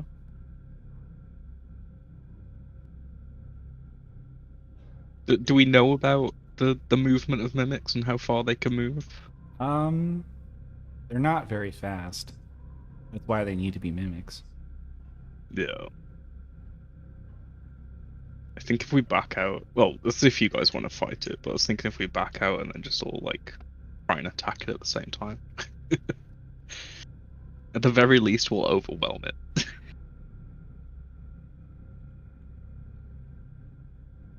I'm gonna say with your guys' skills and that tactic, I don't think there's a chance of the mimic getting a move off. How about we just let the little baby sleep? Hmm. Are you a table sympathizer? You've got an awfully nice inanimate objects. Well, mimics are monstrosities. There's an actual creature in there. A big mouth. It's up to you guys. We don't have to fight it if you don't want to. We know it's a mimic. Demon face on the too obvious. Yeah, it's definitely a red flag. Definitely a little bit. No, absolutely not. I'm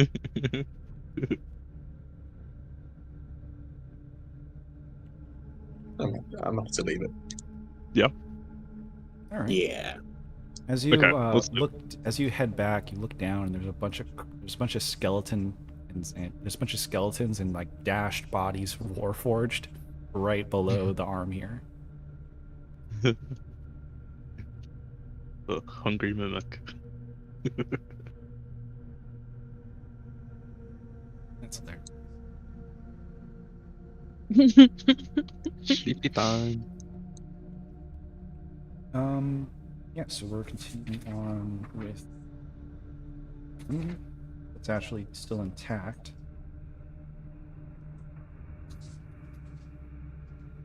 Okay. So you head through, and this is just an empty segment. Further past, you see. Yes, there's a walkway that leads to iron bars along either side of this hallway form 2 cells, each with a locked door.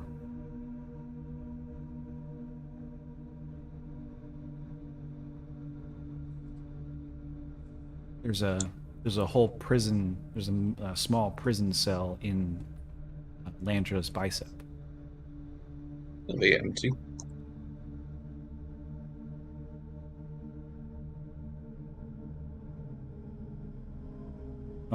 All the cells are empty though. Hmm.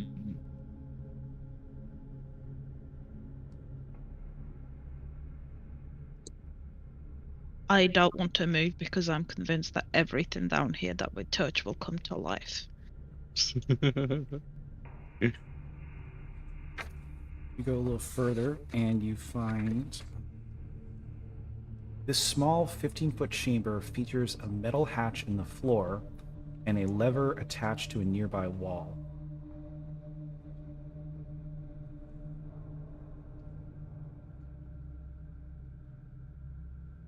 So like the moon door.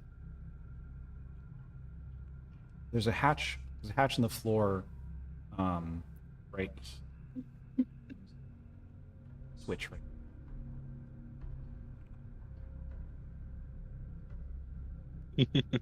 You want to just step on it and press the button, but I won't. Intrusive thoughts. I mean, you can. No one's No, stopping no, no. No, it's okay. I'm good. I insist. Azaz. Yeah. Try to compel Azoth again. Could you go and stand in between Cassie and Kieran, please? For what reason? I missed that. Sorry. That might be for the best. I'll stand between Cassio and Kieran. I'm gonna put a hand on And Azov. hold on really, really tight with your spider legs, okay? Okay. To like the wall. You flip the switch. Oh god, this is gonna be a TPK. I can feel it. This is how we die. The most obvious way ever.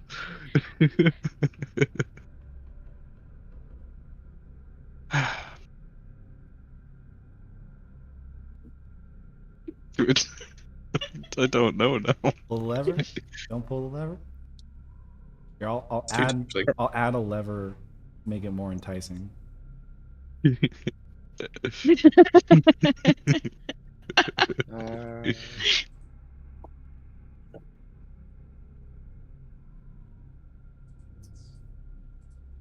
the up position. What do we think this lever does? Well, I believe there's a trapdoor beneath your feet. Oh God! I'm against the wall. Yeah, I'm out of here. I'm out of here. Pull that lever all you want. I would have step over here. You said it's in the up position, right? Mm-hmm. Wouldn't be able to like shoot it to activate it. Hey, Baldur's Gate. Baldur's Gate. Kieran mage hand it. Yeah, I'll mage hand it. Yeah, so you mage hand it safely away from the metal hatch. So what you see Yeah. is you flip the switch, and the metal hatch just drops open. And Azoth would have fell through there and probably had to catch himself, but about maybe like 5 seconds after the hatch opens, another one of those anti-gravity wells start to form in the little section here, and it shoots up. You can infer that, like, this is how Landro would capture people. It would just suck them up with a tractor beam, and then guards would throw them in the jail next to the right over here. Oh, that's cool. There's also some flamethrowers on the tips of the fingers, but they don't work.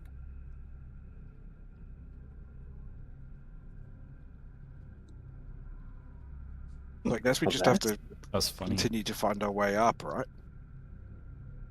I was really hoping that one of you would fall through and then float back up. That's funny.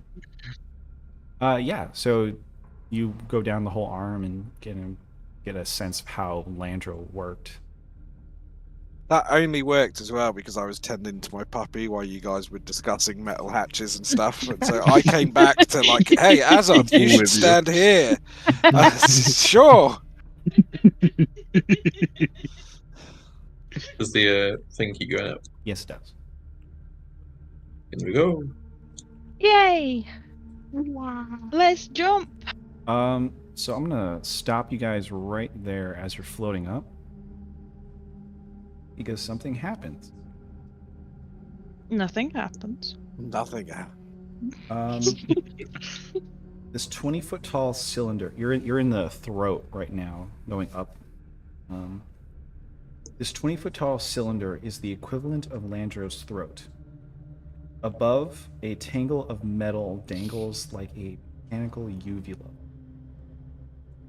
As you guys are gently floating up, you see a Warforged look down at you guys with these glaring red eyes, and he appears to be holding some sort of large tube in her hands.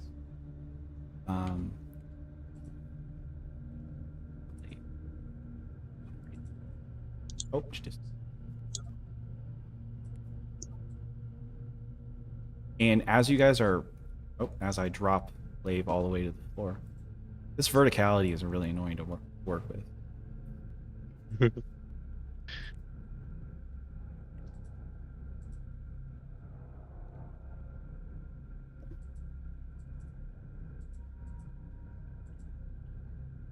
All right, yeah. So as you guys are floating up, Lave will take this giant hose and aim it at you guys and turn on a switch, and it starts shooting out a extremely pressured she's using hydro pump on you guys.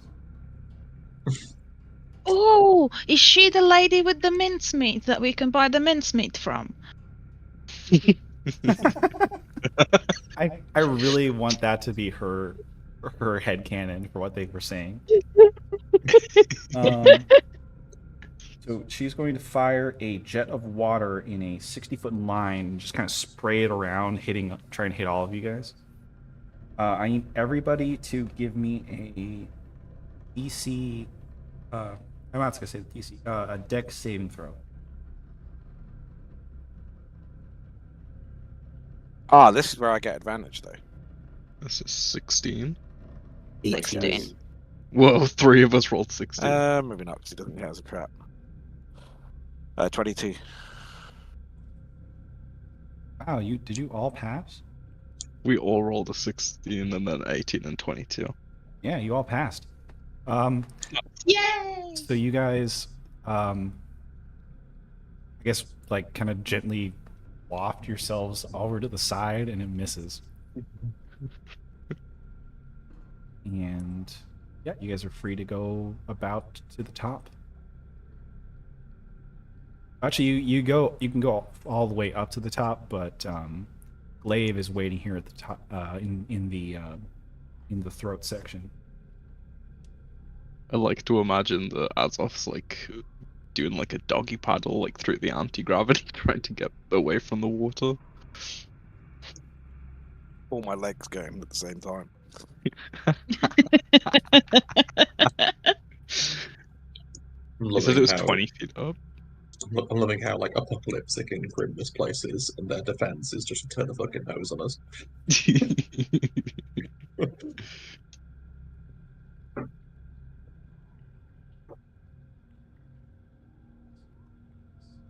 Getting her lackeys. Sorry. Am I up at the right level yet? Yeah. It's Or is it like at the top that we're going? That is the where you're going, but Glaive is going to stop you on the it.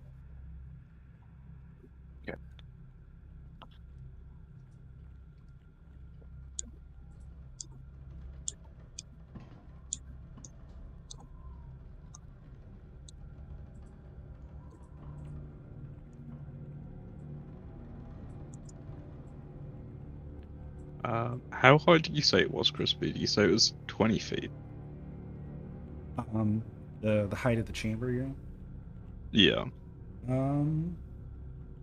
like up into Throat's Glaive. 15 feet high. 15 feet high, okay.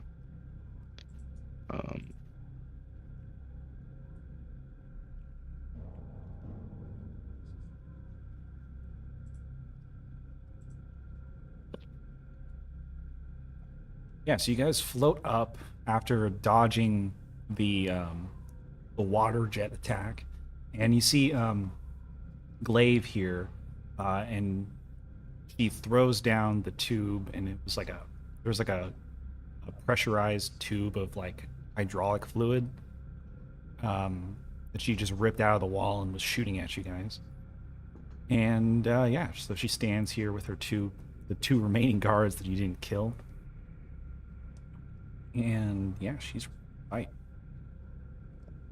Before we fight, I want to telepathically ask her in her head how much she sells the mincemeat for.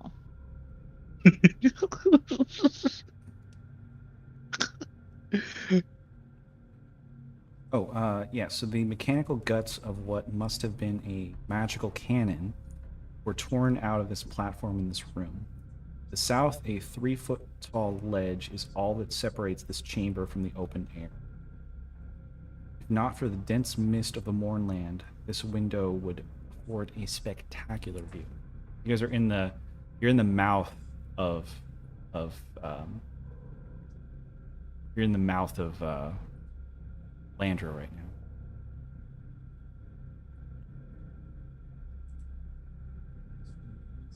Oh, so yeah, you ask her about the mincemeat.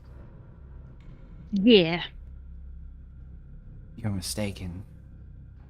We're making you into mincemeat. You don't belong. This is the war-forged land.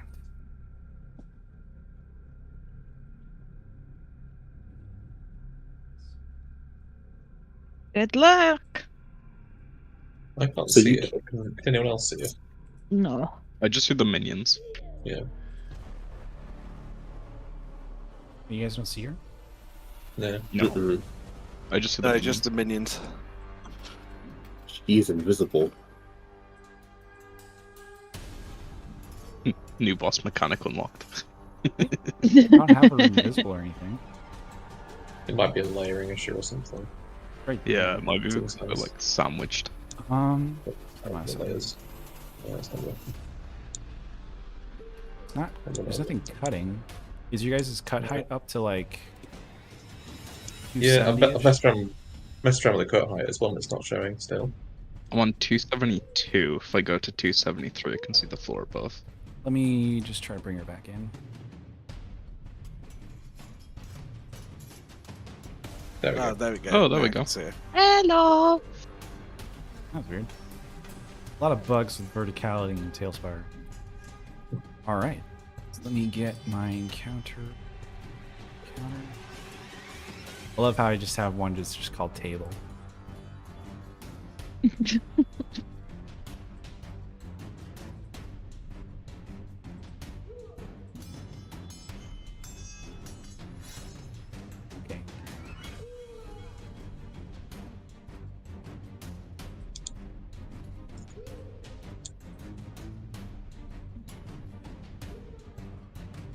I gotta find my blade stat blocks. Oh, okay.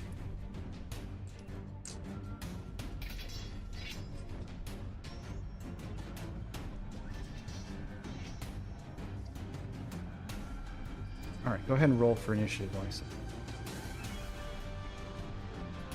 Oh, damn. That was almost a nat 20. It spun over to the 8. Hey, at least you got double-digit initiative. You know what I hate about this? The enemy stat blocks are alphabetized. So I had to go from the Blade Scouts to Glaive, and they're like 15 pages apart. Oh god. Oh wait, Glaive's not even in here. Glaive's stat block is in like the story section. So yeah, back and forth. I don't know why they put Glaive's stat block in like the part for the book. Okay, here you go. Glaive.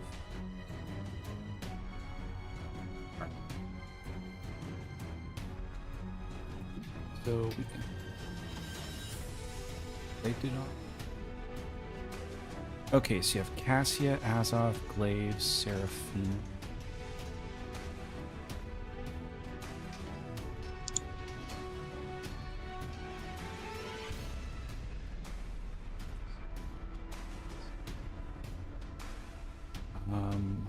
Orlin, Carrie.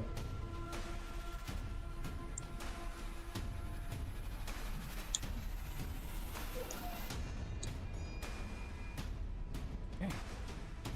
Go. Be Cassia's turn first. Awesome, okay. I'm going to try to... I'm going to use my bonus action Lightning Arrow first. And I'm going to try and shoot Glaive. So... I roll to hit. With a nat 1, okay. That's not good. That's... Let me see. Yeah, go ahead and roll for damage anyways. Yep. You're So, gonna get Azov in the back of the head. Okay. it is a save.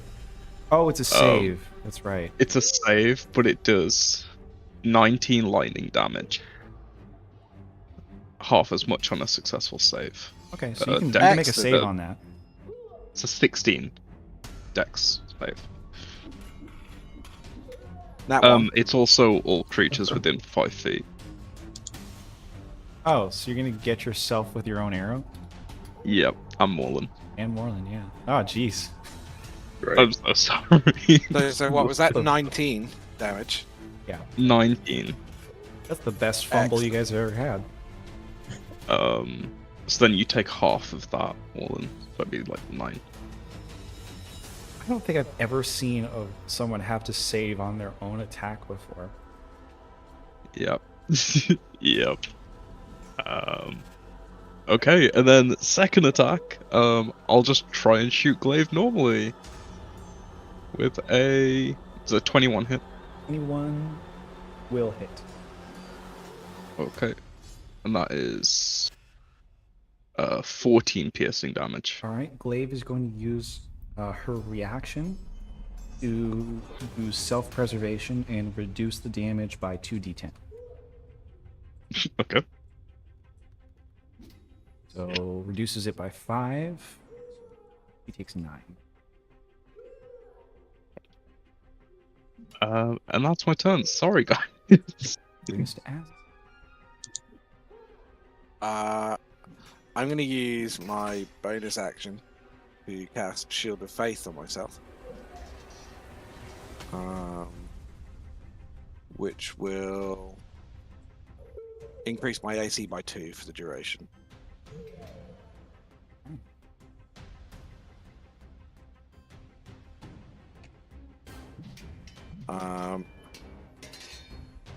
And then I will run into the first minion and attack twice with the Spear of Cavil. Okay. Nat 1 for the first attack. And a 30 for the second attack. There we go.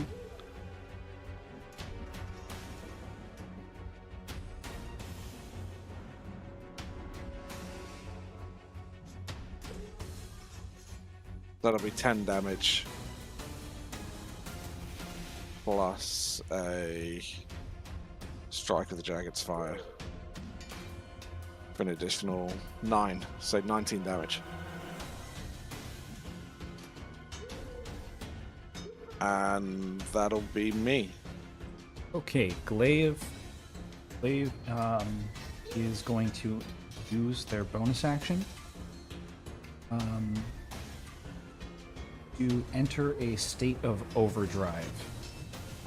Steam starts coming off of her body, and her servos in her joints and stuff start whirring loudly, and she gains enhanced speed and strength from this. Temporary.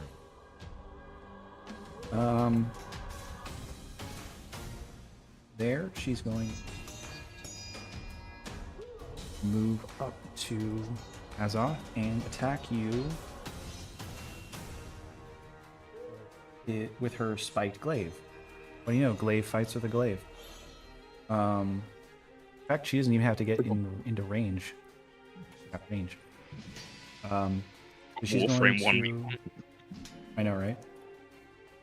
So she's going to attack twice with advantage because of pack tactics, because of this guy. Okay. So, that's going to 2 attacks, 9 with advantage. Oh, geez. Dice got stuck. All right, so that's a 4. Yeah. I need to find a good spot to roll. Roll it in the... And an 18. So 18 plus 9 is 27 to hit. That On the first? meets it. That meets it? Yeah, that meets my Shield AC. of Faith. Shield of Jeez. Faith. And that was another 18, so two 27s. So both meet it. Okay. You're going to take 2d10 plus 18 for both attacks. Grace.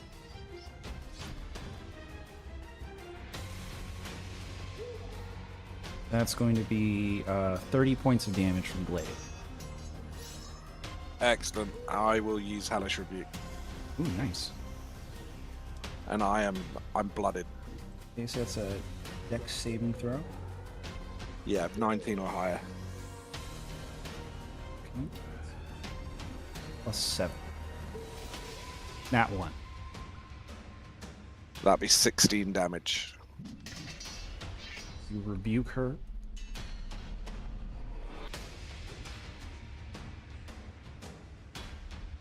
Okay. Seraphina, you're up. I'm gonna turn into a wolf. Okay. You have a. This is the new Seraphina. Yes. So let me get you a wolf form. Thank you.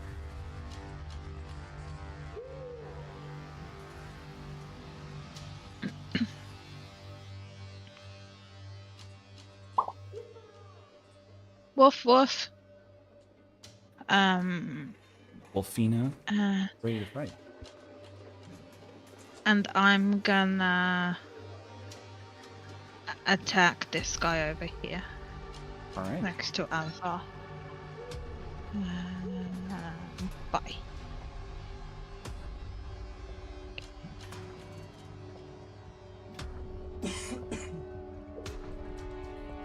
Seven plus 4. No, that doesn't hit. 11. Oh, I have advantage because pack tactics. Oh yeah.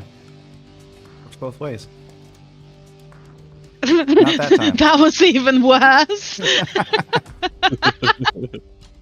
What am I rolling? Yeah, that's it.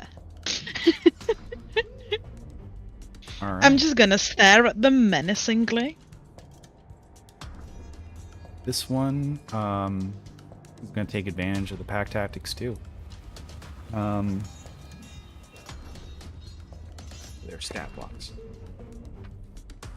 Okay, so Blade Scout has pack tactics and is going to use his arm blade to attack 3 times on Seraphina here. Ooh. So they have this is with advantage and +8. So 22 for the first attack. Yep. Oh, that's a nat 20. Uh-huh. A nat 20 and a 23, I think. Yeah. So all 3 hit. Gonna take Yeah. 66 plus 15 total. 66 plus 15. Yeah, all 3 hit. You're gonna take 24 points of damage. Oh, one of those was a crit. I gotta roll an extra Yeah. 2d6. So that's 31 points of damage. Okay. And that will be this guy's turn. On to Morland. Well, that's the wolfie dead. Oh, yeah, so you go out of your form. Whatever damage is left over goes to you.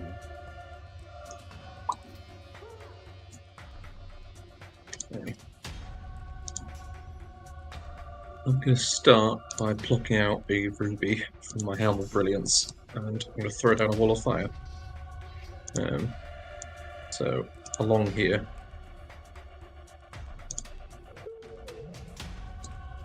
And the fire will be facing away from our party, so none of my guys will get burned by it.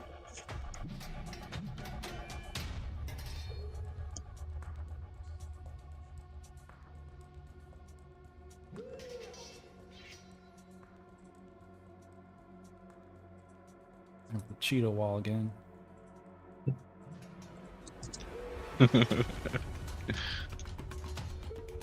Reminds me of Tiny Tina's Wonderland. Yeah, so that the wall of fire will affect these 2, right? Yeah, they need to make dex saves. Okay. I have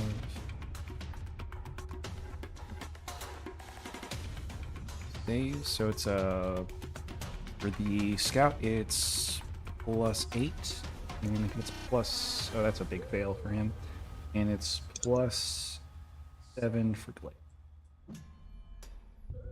So I think Glaive passed. Of course, it's half for Glaive.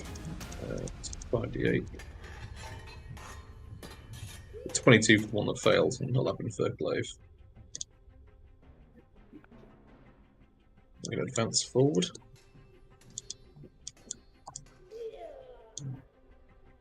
To here. And let's attack this one. Well, action surge to attack this one.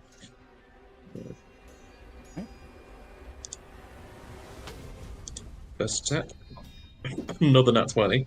Jeez. That's 19 piercing plus a d8 piercer. Additional 6 piercing, and then fire. For 5 fire, and then Sonic Strike on top of that. For 7 force damage. 7 total. And then I'm going to do a telekinetic thrust, so they need to make a strength saving throw, or we push back 10 feet.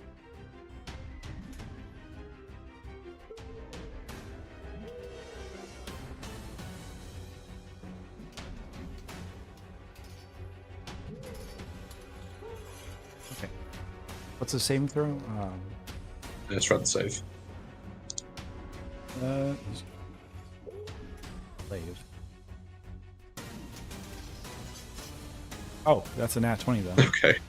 They stay put then. In that case, I'll keep attacking them then. Next attack. That die Yeah, barely 16. rolled. Okay. 16 will miss. And final attack, even lower. So that's me then. Actually, I'll bonus action recover one of my dice. That's me. Kieran, you're up. Okay. I'm going to. I'm gonna do something dirty. I'm going to cast Force Cage Oh no. and get and get Glaive and that other robot because that other guy I can't exactly get him in the cube. So I'm going to Force Cage her and the other guy. Okay. What's the save? There is no save. Oh yeah, it just works. I have to find a way out of the cage. Yeah. She needs the ability to teleport to get out. And even then she has to make that's when she has to make a save. Yeah. Pretty good spell is either teleport or hurt Kieran to break concentration. That's the only option. Yeah, they're stuck. I had a one shot completely broken by that when someone used it on the big bad at the end. They couldn't teleport. And it was like, well, that's it then. GG. And Yeah, then so they're stuck. I'm gonna use that whole section though to make the cube, and then I'm gonna cast Vortex Warp on this guy to teleport him into it with Just gonna get all bonus three of them action. stuck. Oh, Yep. that's nasty. All right, so I'll make a saving throw on the against the vortex warp. My Constitution. only hope at this point. What's the save? Constitution. Gotcha. Okay, I got a +3.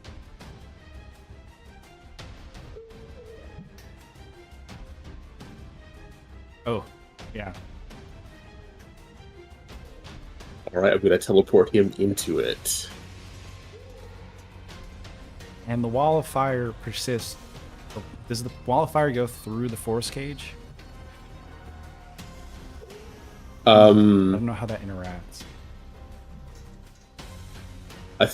Well, I think if you spawned it later, it wouldn't go through. But it says, let's see. It says matter can't pass through it. Yeah, matter can't blocking pass. spells cast into it or out from the area. Yeah. It could be a DM ruling, really. Yeah.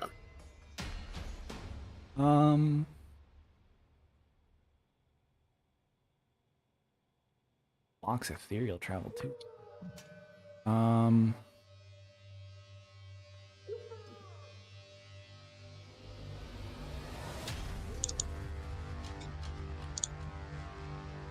Oh, if you make it a cage instead of a solid box, then the fire would go through. Okay. But if you make it a solid barrier, it would block any spells cast into or out of that area. Okay, then I will have to make it a cage then. Okay. So you can force them in there, but they can still shoot at you. But you'll also be able to cook them and shoot back at them. That's fine. Either way, that cuts out their melee and all their pack tactics. That's great. Oh, I hate that spell. Wizard's lol. I love it when you guys use it on me. I'm loving this barbecue combo. Yeah, so all three of your whole boss fight is just trapped in a cage right now. They are unable to make melee attacks, but they can still shoot through. Otherwise, they'd just be stuck in a cage. Great play. Ooh, wizards are nasty. Anything else you want to do? I'm actually going to use my movement to hop into the anti-gravity thing and stay out of sight. Are you going up or down? Down. Okay. I'm not trying to do that without falling a million feet. Here, I'll set you flying full.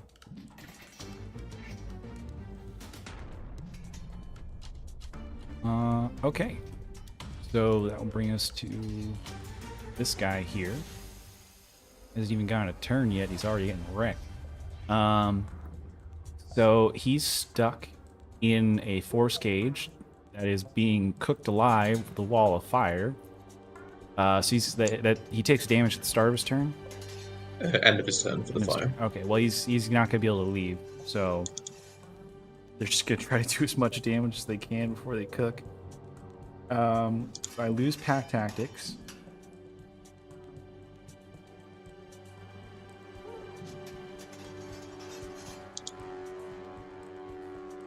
Yeah, I have to be within. I have to be engaged.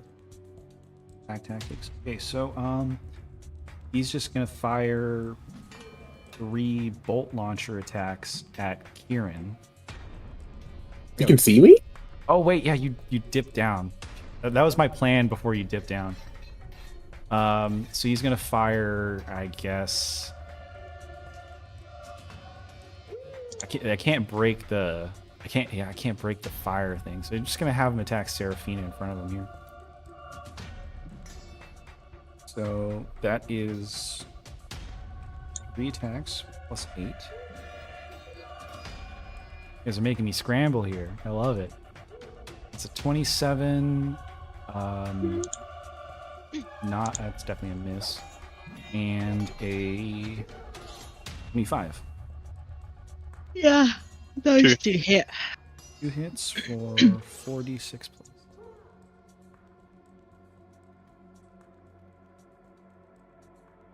You take 26 points of damage. That will Throw a be protective field on you. Reduce nice. that by 11. clutch. All right. Thanks, I would have had 8 hit points. That'll be the end of its turn, and he'll take the fire damage. Cool, so that is 18 fire.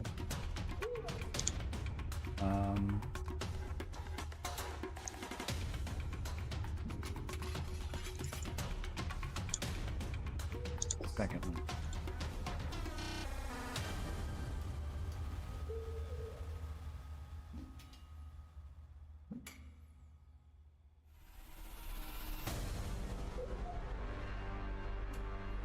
Okay. And that will bring us to Cassia. Okay. What would it cost me to go and give Seraphina a potion? It's an action to give a potion to another person. That's an action. Okay. In which case, I will walk up to Seraphina and I will give them a potion of superior healing. So you'll be able to use that on your turn.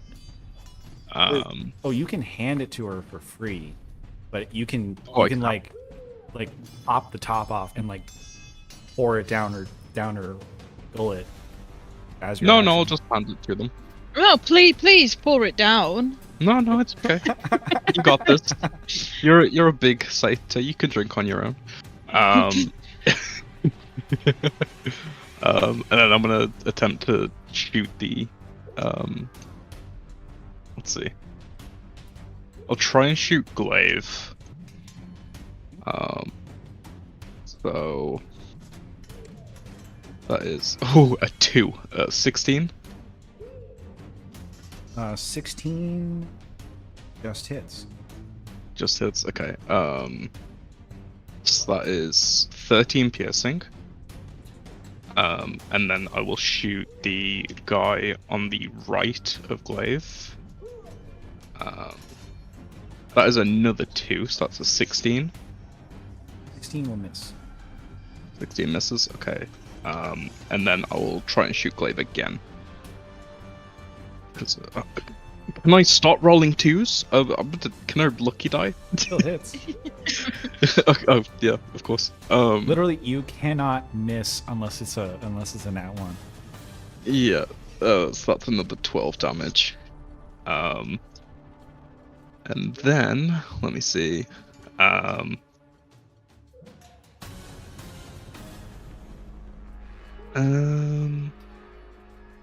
Yeah, that's all I'm gonna do. I will use the teleport from that last one though.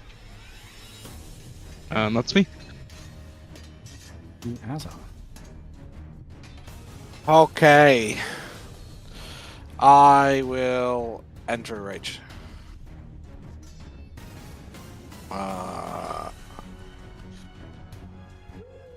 Getting a 4 on my wild search. Ah, yes!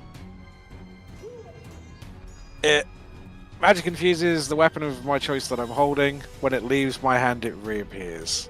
Yes. But they're all so close, it's going to be melee, so I'm not sure what good that is. We have to do range right now.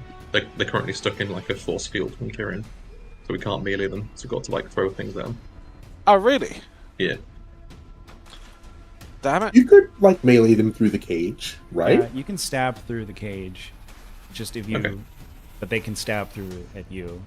That's probably what I should have done to Seraphina. You've done a little bit more damage.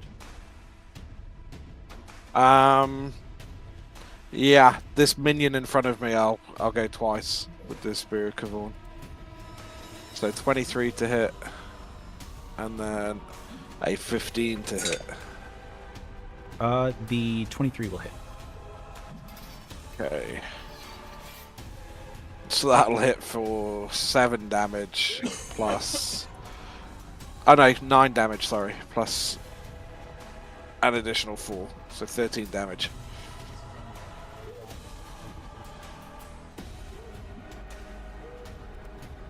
And that'll be me done.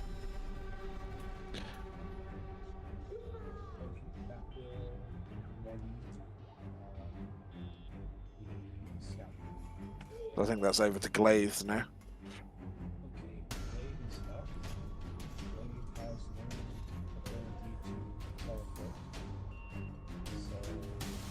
Hello? Hmm. Oh, I thought I'd disconnected or something. It's so quiet. Nope, you're still here. Oh, Yeah. I muted myself for a second there. I had to cough. Ah. So it is Glaive's turn, and Glaive is going to. She's stuck, so she can't do any melee. So she's gonna do. She's gonna fire 2 serrated bolts. One at Seraphina and the other at Azoth. +7. That is a 13 on Seraphina Misses. and a dirty 20 on Azoth. Ah. Misses. All right. And that will be the end of Glaive's turn, and they'll take more fire damage. 24. Ooh.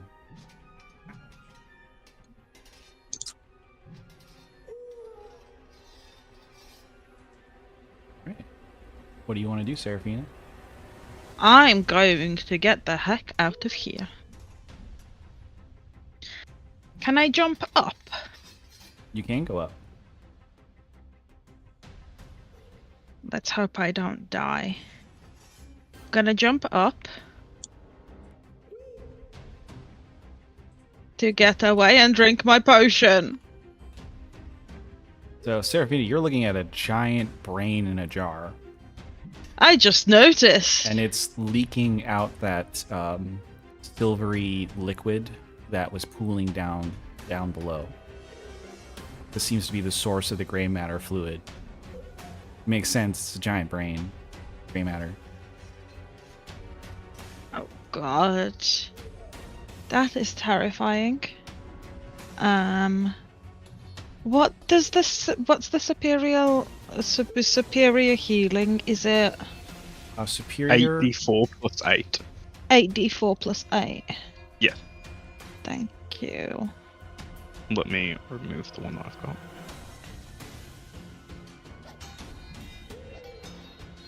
Thank you. Okay, yeah, I'm done. I'm gonna stare at the brain, question mark. Okay. It is on to That's me. this guy's turn in the middle here.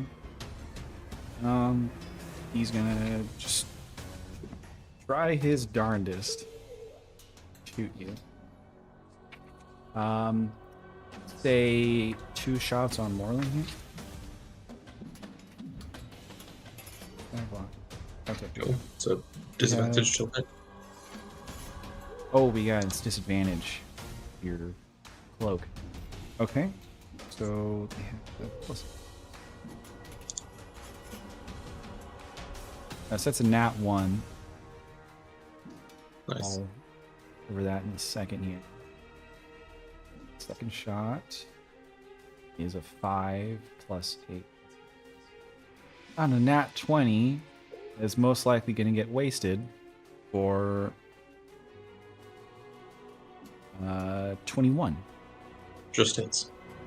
Okay, so that's the only one that hit, I think. And the other one was a crit against Glaive. He's going to shoot his commander in the back. Okay, so Glaive will take 1d8.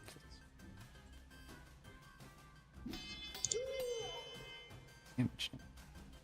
13 damage to Glaive.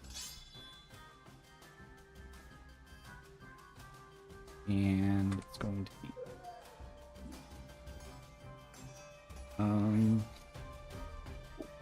7 points of damage to Morlun. Okay, I'll just make a concentration check. Okay. Nice.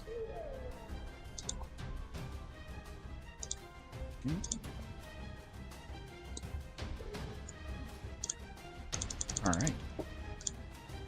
You know what's the funniest thing? That bolt to the back of Glaive's head bloodied her. So that will be the end of this guy's turn. He'll take the fire damage, and it'll be Morland's turn. 18 fire. Oh. Step up. Who's looking weakest? I think Seraphina and Kieran are the Oh, I meant enemies. Oh, 1 second, do math here. Blade Scout A, which is the one right here, is almost critically bloodied, and this one isn't. I'll wail on the one that's first then. Okay. Yeah. So first attack. 28. 28 hits. 15 piercing and 3 fire, and for a sonic strike for an additional 11 force. And second attack 29 for 10 piercing and 4 fire. And that is enough to put him down. Then I'll turn to the next. Burns away in the flames. Turns to the next minion, and 25 to hit for 10 piercing and 1 fire. Then get a bonus action, second wind, try and get some health back. Then D10. So that is 14 hit points back. Nice. Okay, that will be Kieran's turn now. All right. I'm gonna hop off the wall, float back up, and toss a 5th level fireball. Keep ascending. Okay. I'm unsure how much movement that uses. You just need to get started, and it carries you the rest of the way. Oh, okay. They need to make a dexterity save. Kieran's just gently floating up and just drops a fireball and keeps ascending nice and gently. Okay, so that's a dex save for the scout and Glaive. Yep. I'm gonna give them disadvantage because they're in a cage. If that makes sense. It's a That's an 11 for the scout.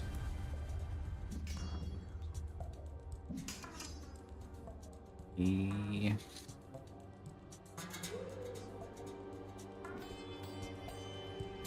six. That was an 18 for glaive. That's 31 points of fire damage.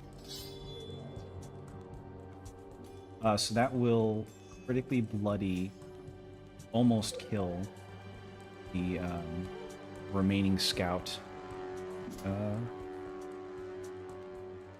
Chunk to the bloodied glaive.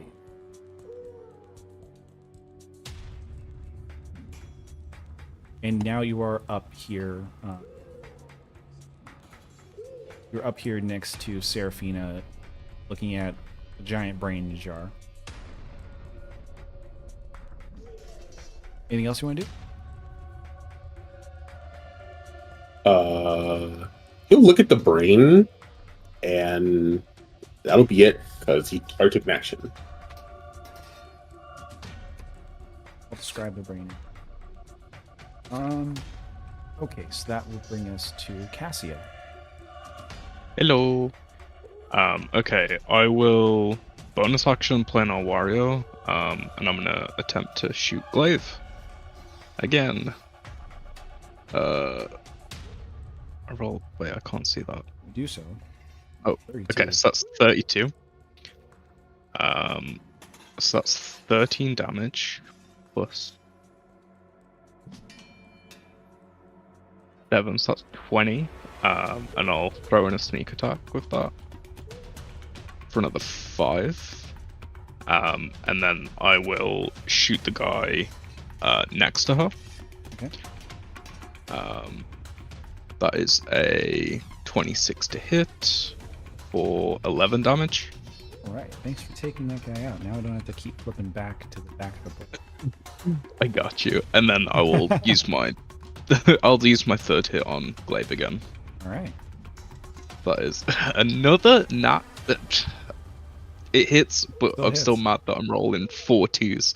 And that's 14 more piercing damage. Alright. And that is me done.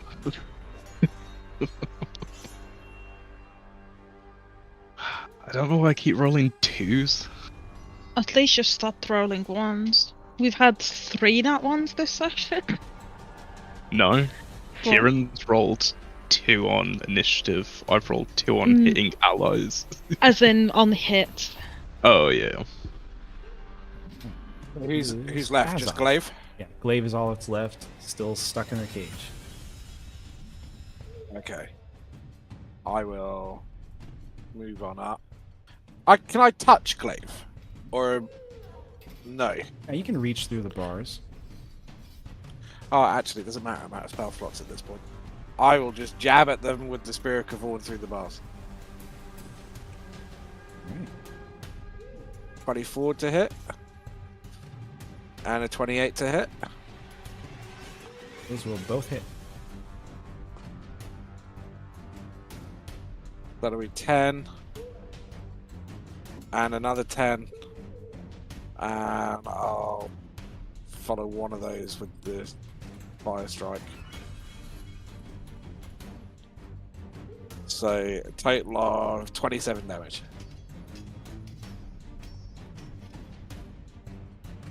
That'll be me.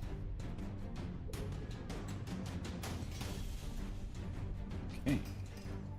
That will bring us to Glaive. Glaive is looking just so angry right now. This was for the greater good. And she'll fire twice at, I guess, Moreland. She's tried to fire at Azoth, it's just not working.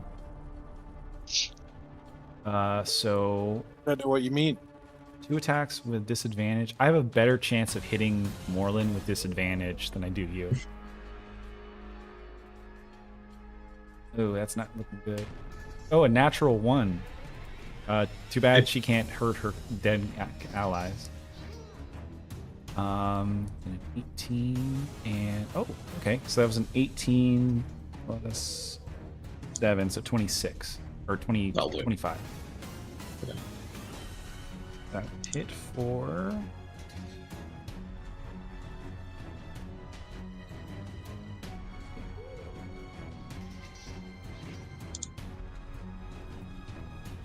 Take 13 points of damage. Cool. That will be Glaive's turn, and she'll take more fire damage. 29. Ah, jeez.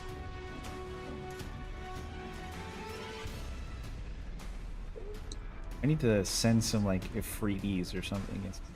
Got a concentration check when she hit me. Yeah, it's fine. Okay. And with that, for that fire attack, that will critically bloody,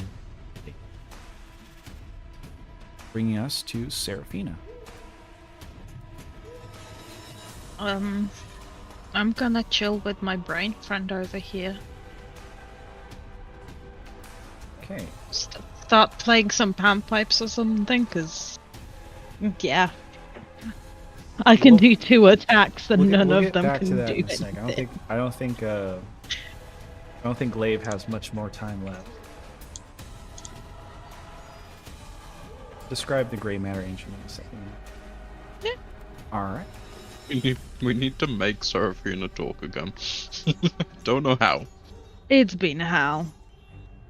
Oh, it lasts. I think it lasts until your next full rest.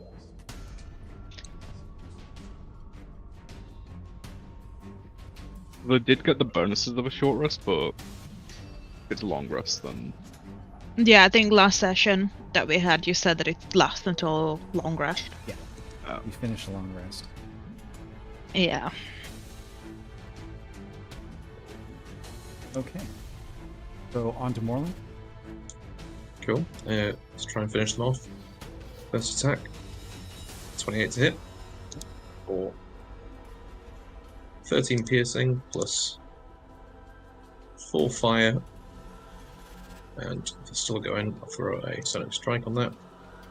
For 11 force. All right. Feeling rough. Next attack. 20 to hit. I'll hit. For 11 piercing plus 3 fire.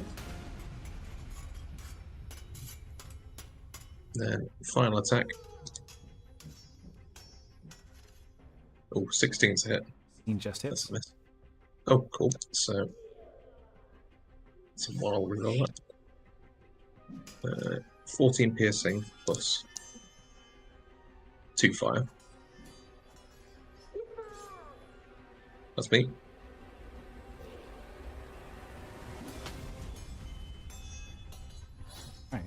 Alright. Mirren. All right. I'm going to after checking out the brain for a second, he's gonna like hop back down into the anti-gravity hole and toss another spell. This time it's gonna be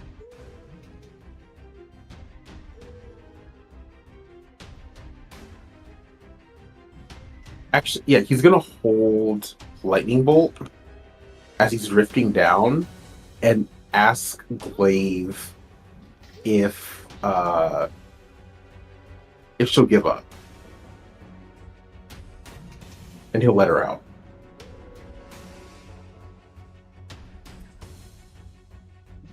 As soon as she says die, Meatbags. as soon as she says I'd rather die, he chucks the lightning bolt. Alright, let's go. So it's a dex saving throw for her. Mm-hmm. Plus 7. That is a dirty 20. All right, that's a fail. That's 41 lightning damage. How you want to do this? I want to knock her head off with a lightning bolt directly. Alright, so you're just gently floating down, and she says, I'd rather die. And you're like, okay. And you fire off your lightning bolt like a friggin' um, rail gun, and you guys see this bolt of electricity just arc through between all of you and smash right into her face. And through the fire and flames, you see this little dot flying off into the distance. It's Glaive's head. And that will be the end of combat. Nice.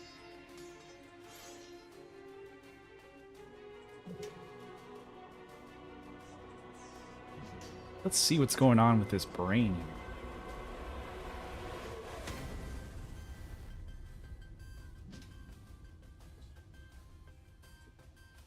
Okay. So this is what Kieran and Seraphina saw when they loaded up here. Dripping pipes and rusty chains hang from the 15-foot high ceiling of this tube. Deep red light courses rhythmically through the pipes, which converge on a large object atop a circular dais. The object resembles an oversized brain made of iron gray ceramic. Its surface is molded with countless grooves that form mesmerizing patterns. A crack along the ceramic brain's frontal lobe leaks a thin gray liquid that pulls around it. Floating above the brain and scattering light across the room, a small, slender object, a piece of the rod of 7 parts.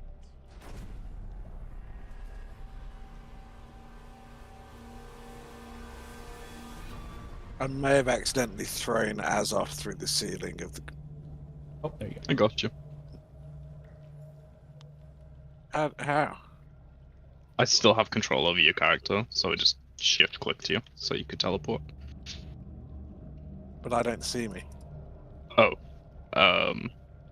Put your cut height at max and then zoom out a little bit. Ah, there we go. Yeah.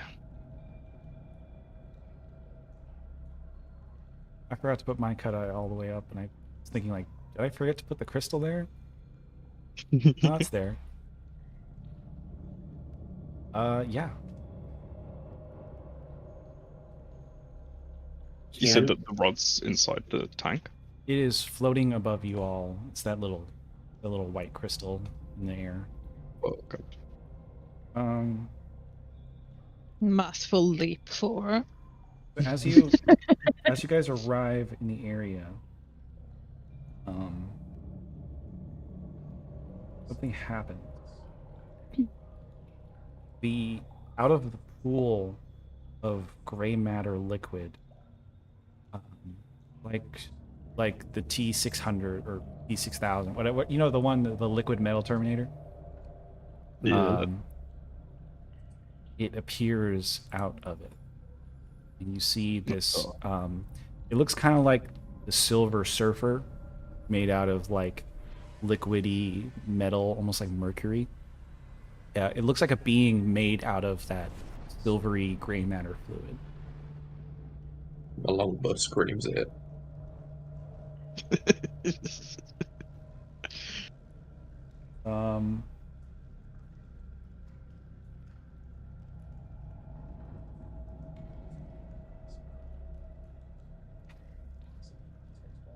Okay.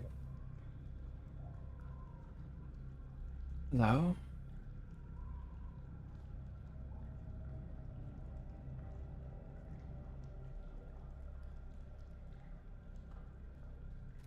Just some adventurers strolling through. Who or what are you? I am me. I am Andrew, or what's left of him.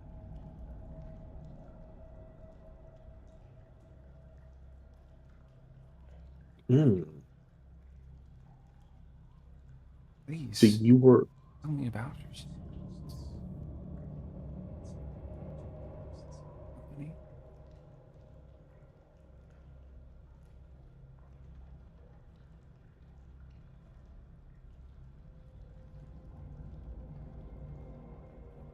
Well, my name is Kieran, and I am a researcher for my enclave.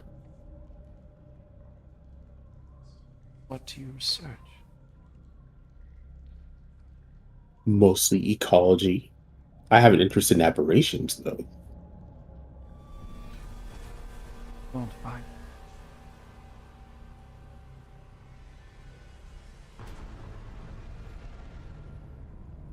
Curious study.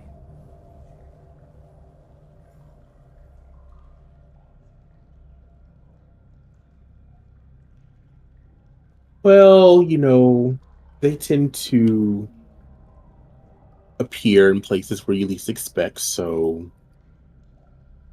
wishful thinking.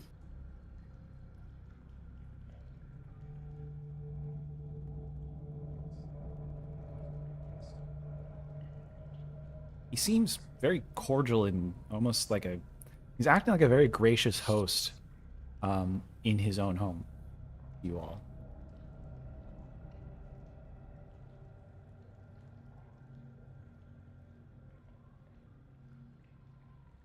He's weird.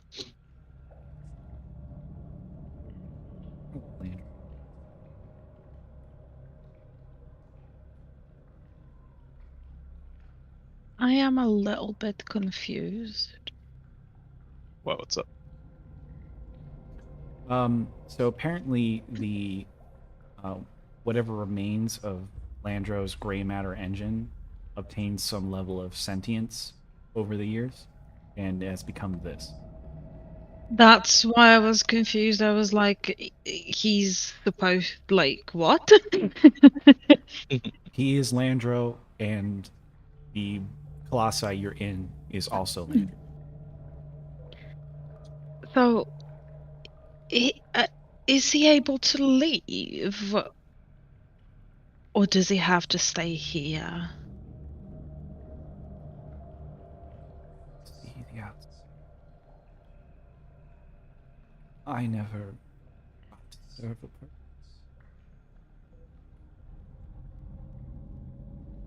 Would you like to try an exit?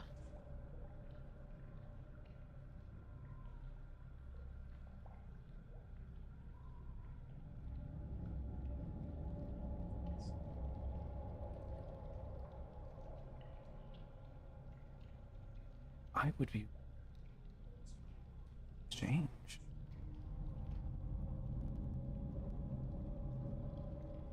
I can give you my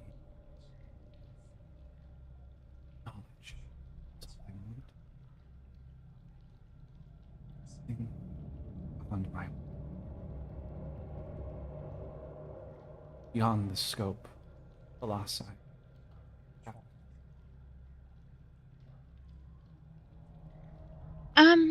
Question. With telepathy, could I show him a picture? Or would it have to be just words that he hears? Yeah, you can only speak telepathically. Okay. Okay. I'm gonna tell him about a house that I brought that has a little what is it called? A fireplace for chorizo. And a very, very, very big garden for a very, very, very big sangzor. Seen science. And sort grows. Oh, I love plants. They are the best. Could I peer into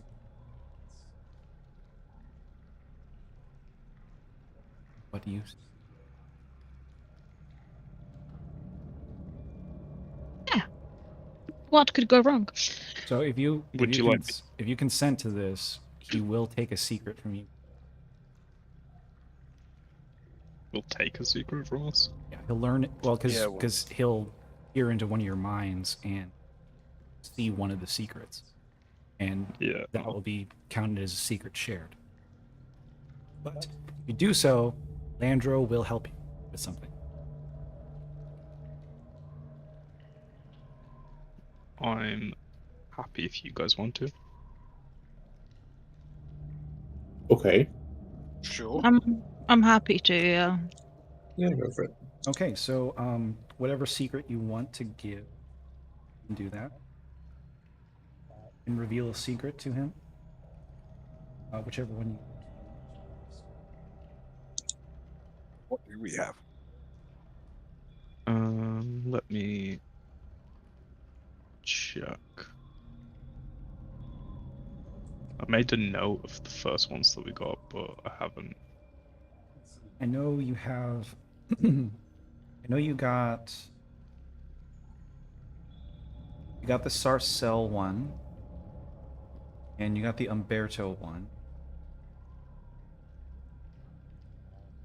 Didn't get any of the. You didn't get the one in chapter 2 from Gertrude. You did know. You did learn the one from Figaro. You didn't get the one from Mikasa. Oh no, I We think it's the also other way found around. I think you got the one from Mikasa, but you didn't get the one from Figaro. We also found a hidden door, didn't we? Is that a secret? No. That Or was it I'll just a I'll secret? let you know if it's a secret. Yeah. Yeah, so you guys should have at least. I know you used one earlier. So you should have at least 2 or 3 left.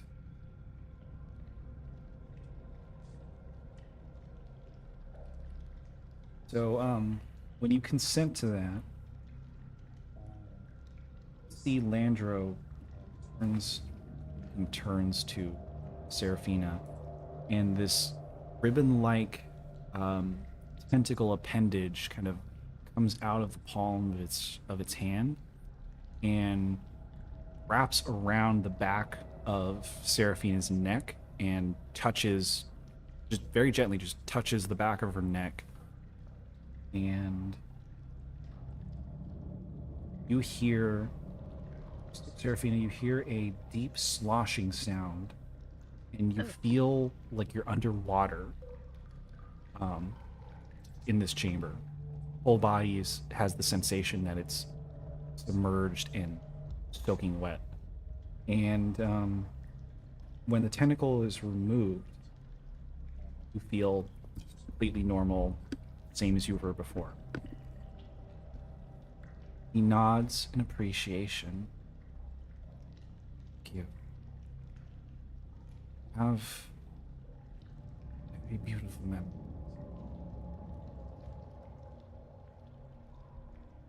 I would like to see more. May I join you all?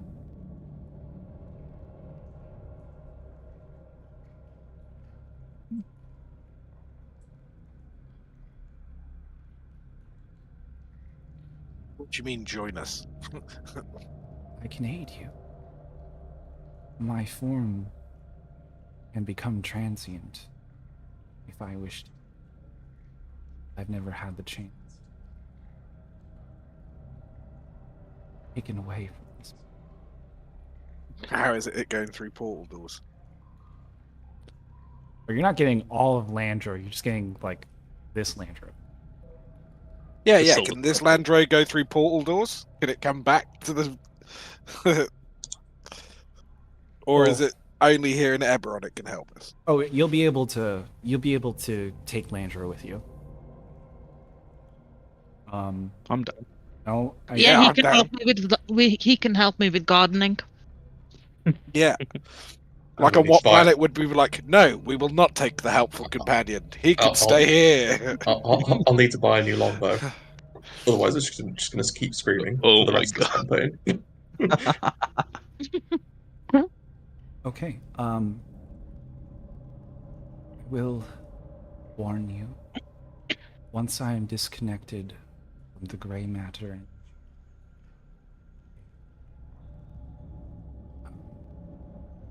shutdown sequence will initiate destroying Landro. Oh. So he's straight up warning you. The moment he goes away and comes into your possession, it will start a sequence where you guys have to get the hell out of Landro. You can vortex warp us right there, Kieran. And we need to get the crystal first.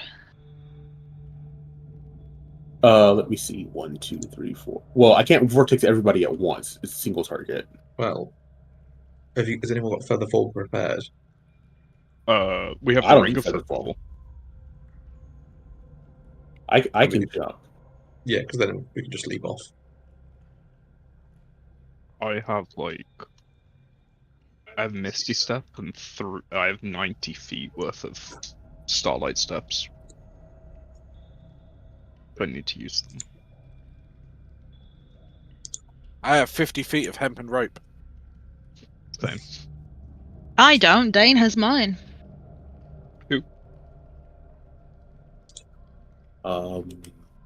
If we take some time, I This can learn a This spell. will deactivate the barriers, so you could leave Landro from any place. You could jump out a window if you want. But wouldn't we take full damage? Oh yeah, that's still a thing. Why do you think it gives you a ring of feather fall right before Landro? If we could long rest, we could have Seraphina turn into... I don't know, actually. Do you have any creatures that could carry us? I But don't the have ring of feather fall flying would just work for one speed, person, right? but I do have feather fall. Oh, You've got a Um, feather fall Yeah, spell. feather fall. You guys can all just bail out the mouth. So that but I means can't we're- speak, so we'd need to long rest here. For I'm fine with that. I If would we also be long, fine with that. Okay. Yeah. let's Okay. see. I have a better solution. If we long rest, I can cast teleportation circle. Yes. Even better. Yeah. Whatever gets us out of Flandre the quickest. Or I could just banish us all. No, that's okay. Yeah. Banishment doesn't sound so fun. So No, what? We Banishment long takes rest. you to your original plane, so you'd still have to find a way back to Sigil. Would all be Oh, that's separate. right. So And we long it would rest, send, then it would send Landro Cassia corporealizes. into the Feywild, I think, wherever you came from. I have Feywild origins, but I am from the Astral Sea. Oh, that's even worse. Yeah. You can pick me up in Feywild then. It wouldn't send me there. I'm from a hell dimension, so we won't do that. Yeah, we'd have to Kieran. do a Vecna. That would be a hell of a side trip. Yeah. Literally. Oh yeah, we need to go to hell and then, That does sound like the Vecna campaign, though. And everybody finds our way back to each other. Okay, but so to clarify, we're going to long rest, then Landro is going to corporealize, right? Yes. Then we're either going to jump out the window with Featherfall, or Kieran's going to teleport circle us. Feather somewhere. fall's likely the best option because teleportation circle's got a I- casting time I of did a miss- minute. I did miss this bit here. You guys need to go find the id stone or the id crystal to put Landro into it. No, that's how you carry him around. Ooh. He basically turns Oh. into a elemental gem that you can use to summon him as a, because he functionally counts as a water elemental. Mm-hmm. So you trade a secret for a free water elemental that you can resummon once a day, or whenever you want to just hang out with Land. If we were to long rest, would anyone be able to get... Well, was that above table, or would we be able to get locate object to find it? He knows that it's in the left foot. Oh, okay. there's a cache of old storage down there. Got you. Okay. So I know. So there's no one really like following you guys or anything. There's no random attacks. If you want to, I know a couple of you guys are elves. So those that trance can just take 4 hours and go find the id stone, while the rest are sleeping. Me and Mullen could do that. Yeah.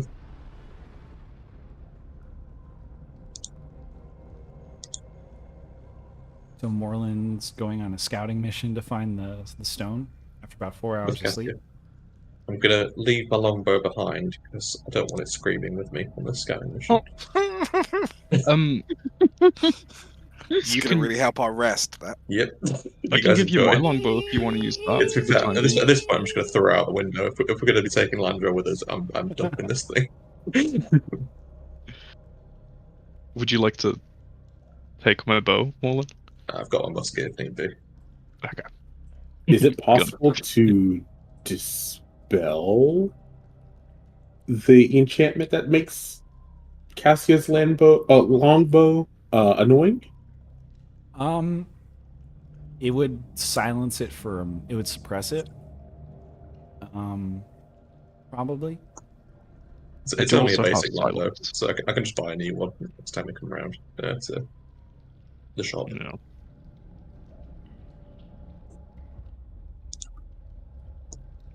Okay, so everybody's taking a long rest up in the top here, next to a giant brain. Oh, that's so funny. Not my trance. Okay, so we're going on. So the two elves trance for 4 hours and go on a journey down to find the foot. Yep. Do you guys want to role play it? Yeah, can do. I don't definitely proceed with caution and stealthily. You already dealt with all the encounters, except for one encounter that you just walked past. Stealth is my middle name, Mullen. Yeah, if you make a stealth check, that'll help.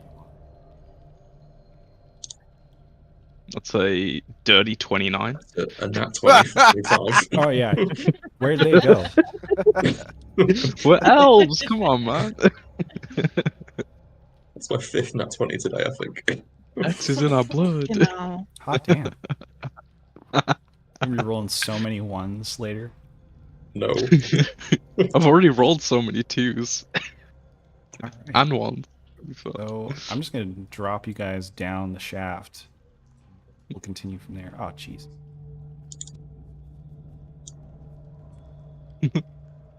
The camera height cuts when you move a piece, wherever it land.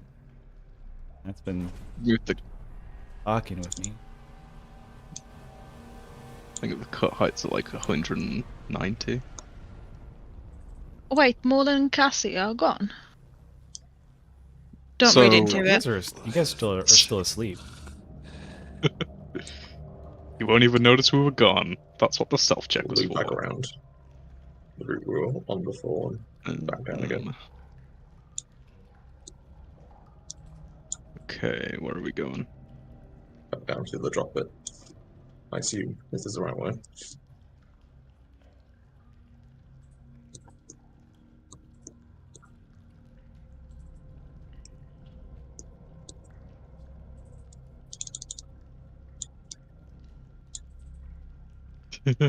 Here we go. All right. Going down.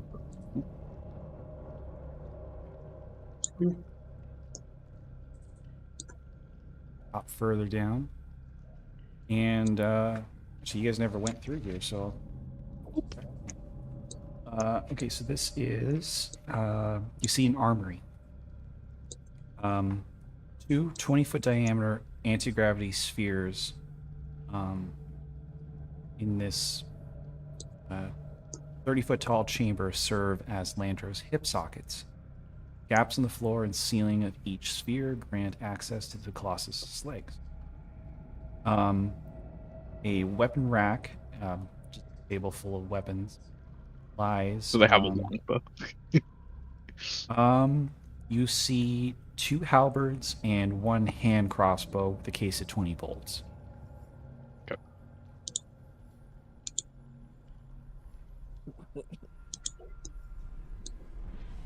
Um.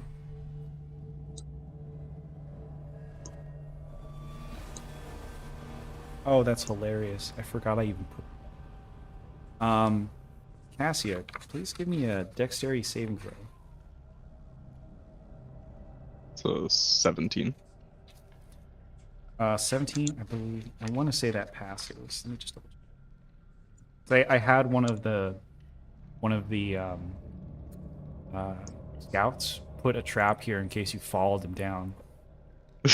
They literally went all the way down and then climbed back up and caught you guys. They were booking Yeah.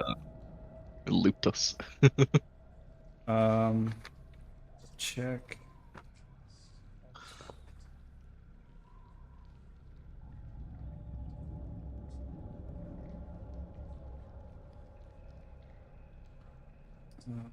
Got the DC 16. Yeah, I rolled a 17. So yeah, you dodge the trap. Perfect. There's another gravity well for this left leg.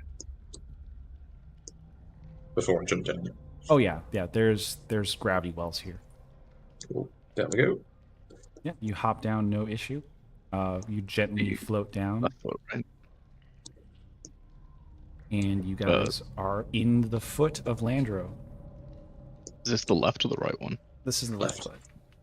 This is the left, okay. In the left foot. My left foot takes me everywhere I want to go. The stone door at the toe end of this hollow foot has broken in several parts and is jammed shut. Through the cracks in the door, you see the solid stone of the surrounding mountain. You know that there's a crystal somewhere here, and I know it looks like stupidly obvious here. I will need you guys to give me a perception check. No worries. +9. Dirty 20. Oh yeah, 18. it is actually super obviously in the middle of the room, Oh yeah. and you find this fairly large green gem that looks almost like a cut emerald. Mhm. And it's almost probably like a little bit bigger than it's probably like the size of like a grapefruit or like a pomelo or something. Mhm. Yeah. Is it just like loose, like on the ground? Yeah, you just pick it up. Okay. Yep. Let's take it back. Yep. Let's get going. I have a question. You guys can just sit there. I'll teleport you back up to the top. Yeah, it's a bit awkward to get to. What the hell is a pomelo? It's a hybrid. Isn't it a hybrid fruit between like? It's just a giant. It's just a slightly bigger grapefruit, Okay. Yeah. more or less. That's how I describe it.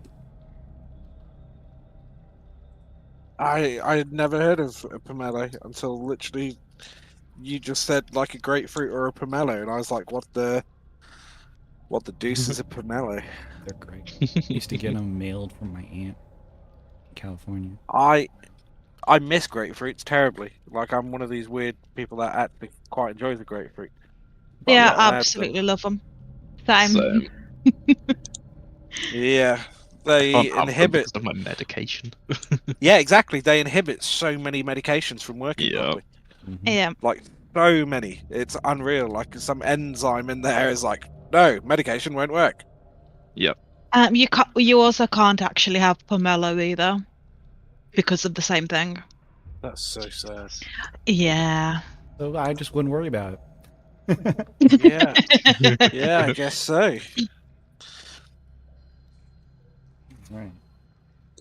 Yeah. So, that probably only took like 20 minutes at the most. Just You chill guys, out for you 3 guys hours and both 4 climb minutes. back up, and everyone's sleeping, and Landra's just kind of standing there, being Landro.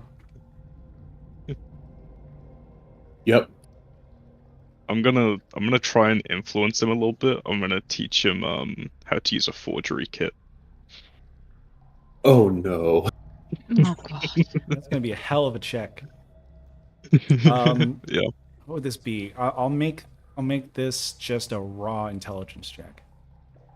Oh god. Int? Okay. Ew.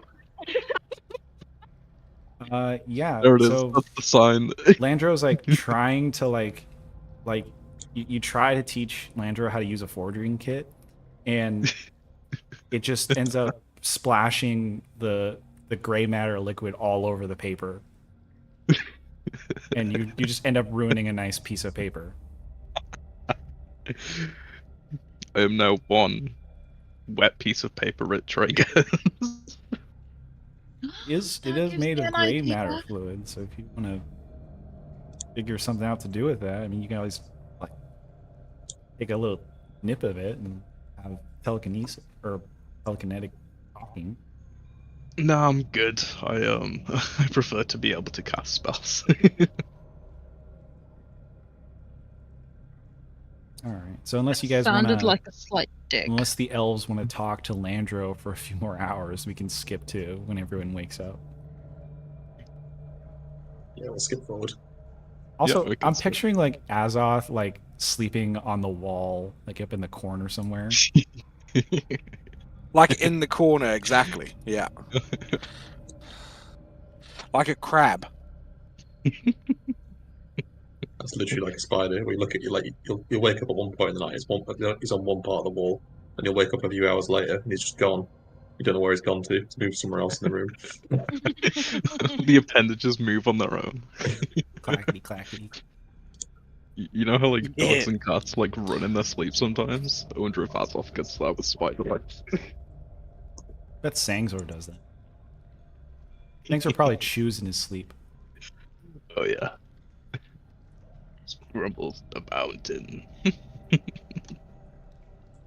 All right. So yeah, everyone wakes up from your full rest in the middle of the head of a giant robot.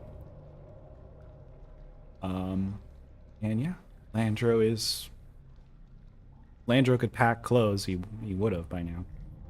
Have we got the piece of the staff yet? It's still floating up there. Should probably get that before we initiate emergency shutdown procedures. I'll mage hand it. Yeah, so you guys mage hand the crystal, and you now have the rod. And the moment you guys take the rod piece, it will activate the self-destruct sequence. Not That Oh. is powering the whole thing.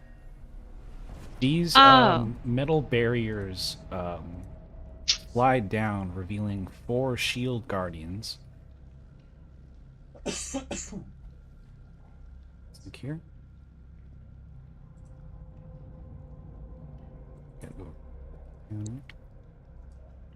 Oh god. No. If we just drop down to the throat bit and all jump off with feather fall, fine. Label this as run.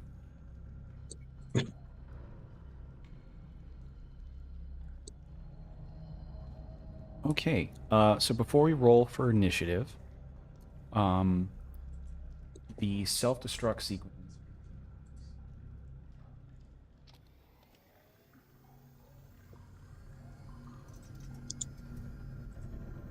And the entirety of Landro's colossi body begins to shudder and Landro will like see this going on, be like, let me get inside first. And he'll just dive into the id stone and disappear. And he is now in the id stone in your possession. I need everybody to please roll a dex saving throw. Dirty 30. Oh. Almost had a 13, but rolled over to 1.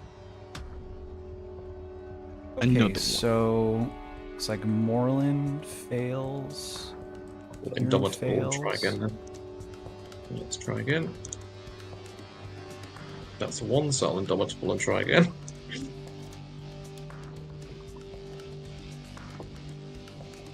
That's still rubbish. Wow. Ouch.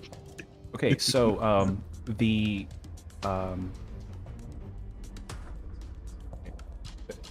everybody that fails the save loses their footing when Landro kind of shudders and lurches. Kieran and Moreland will be starting this sequence prone. All right. So I need everybody to roll for initiative.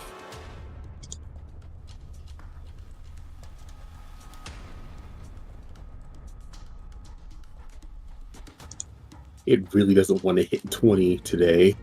And as the battle begins, or not really the battle, but the escape begins, you hear in Landro's voice, a disconnected version of Landro's voice.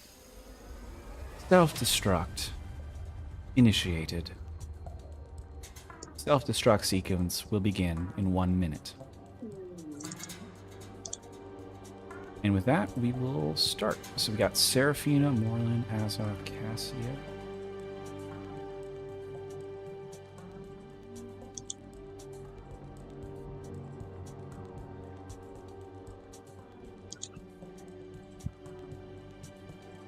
Shield Guardians.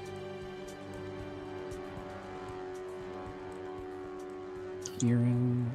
Oh, it's Kieran and then the other 3 shields.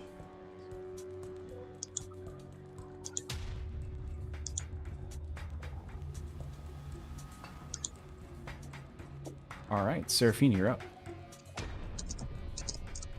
Quick question about Featherfall. I can only cast it when I see someone falling. Is that right? Yeah, you cast it as a reaction Okay. to someone falling or a group of people falling. Okay.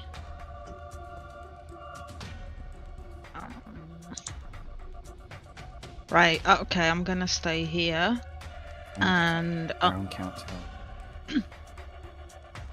I'm gonna cast Wall of Thorns.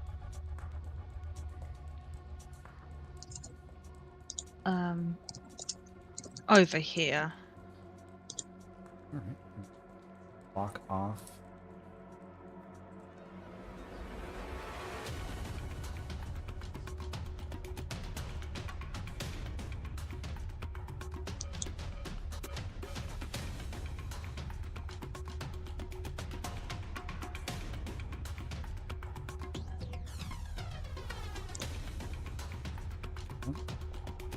Bunch of thorny briars spawn out of the stonework, and hopefully will block off, at least impede these 2 shield guardians. Yeah, I think I'm gonna stay next to the window so I can cast Featherfall. That's me done. Now, if you jump out the window, you will land on Landro's shoulder, and you have to continue to keep jumping. Oh, if that's the flat. case, then yeah, I'm gonna jump out the window. All right, yeah, you jump out the window. Go, roll me a acrobatics check. You're gonna fall 13. 36 feet. Okay. You're gonna take. Oh, the let me full give myself damage. guidance. Oh, yeah, sure. That will be your 15. action. That will save though, so you'll take half the fall damage. So you take 4 points of fall damage. Nice. Okay. All right. Come to the shoulder, guys. On to Moreland. We should have never long rested. Come on. I'm just gonna roll into the hole and go in to get onto the throat bit. All right, you just crawl on down and just Way too far. begin slowly falling down. Were you going to go to the throat? Yeah. Okay. So once I'm there, I'll get up. All right. I'll say you still have probably like 10 feet left.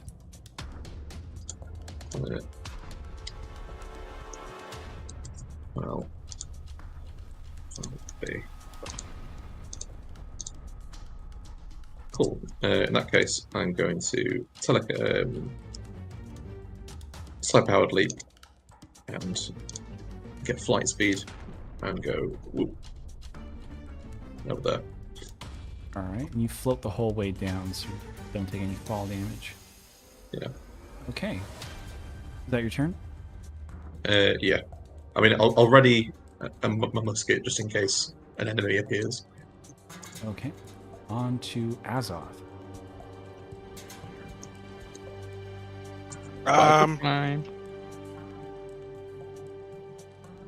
Yeah, part of me thinks that.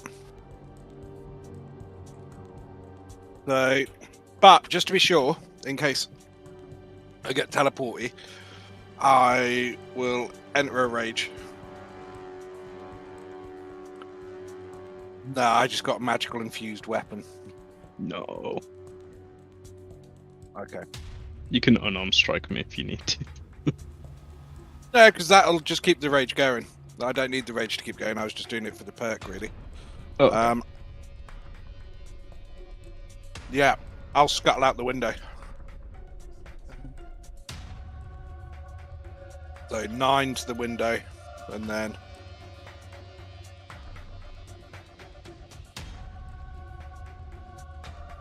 And you Yeah. can use the rest of your movement to get to a safe drop 30 distance. feet down the wall. Yeah. And then you can drop the rest of the way and you won't take any damage. Okay. There we go. Yeah, drop 10 feet. Okay. On to Cassia. Okay. I will help Kieran up. So Okay. that he's not prone. Use the help action and get Kieran up. Yes. And I will then walk over to the window. And I will Starlight Step 30 feet down from the window. Which would bring me to... It'll probably be safe enough. Yeah. Damage. That's like Yeah. 7 extra feet. Yeah. So I will... Okay. Nice. You guys all scramble out the window. It is Yep. this shield guardian's turn now. And it will try to move through the thorns. And it's like quadruple movement speed or movement penalty, if I recall. 1 foot, 4 feet of movement, yeah. Okay, so to get through, and it's 5 feet wide. It is... Yes. So it's going to take 20 feet to get through. So it will take its full movement to... Oh, geez. Get right about there. And then we'll take a dash action and just get up right. Oh, and he'll need to make a dex saving throw as well. Oh, okay. Dex save, Shield Guardian, -1. I was about to say, they do not look dexterous. 18. I'll be Oh, back in wow. a minute or two, guys. That fails. 25 damage he takes. All right, he'll just eat that damage Yeah. and keeps going. So he'll take his whole action, his whole turn just to get up to Kieran and end his turn.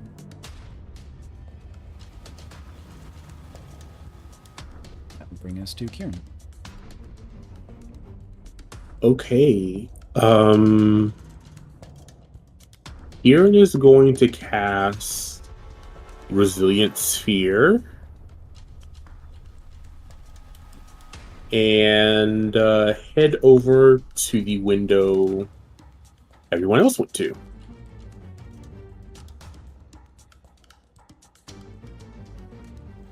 So you cast I'm assuming Resilient Sphere on himself. Yourself? Mm-hmm. And then I'm assuming that would get an attack of opportunity, but it's not going to do damage. Yeah, if if it is anything, attack. you just get ping-ponged around.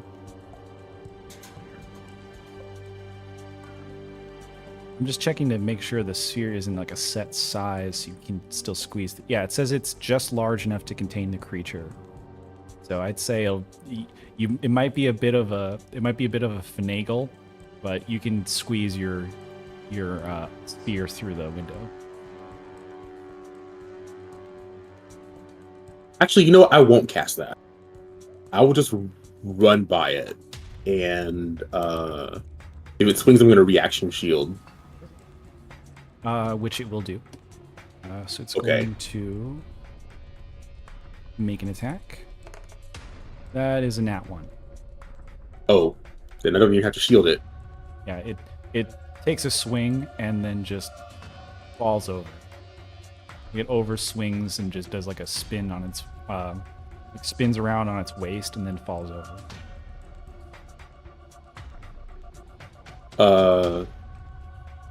Kid's gonna like turn to it and say, "You should do something else with what little time you have left," and and hop out the window and slow fall away. As he he's gonna slow fall at an angle so that he's flying away from Landro. Oh yeah, you can Or just gliding away from Landro. Yeah, can you glide indefinitely? Let me see.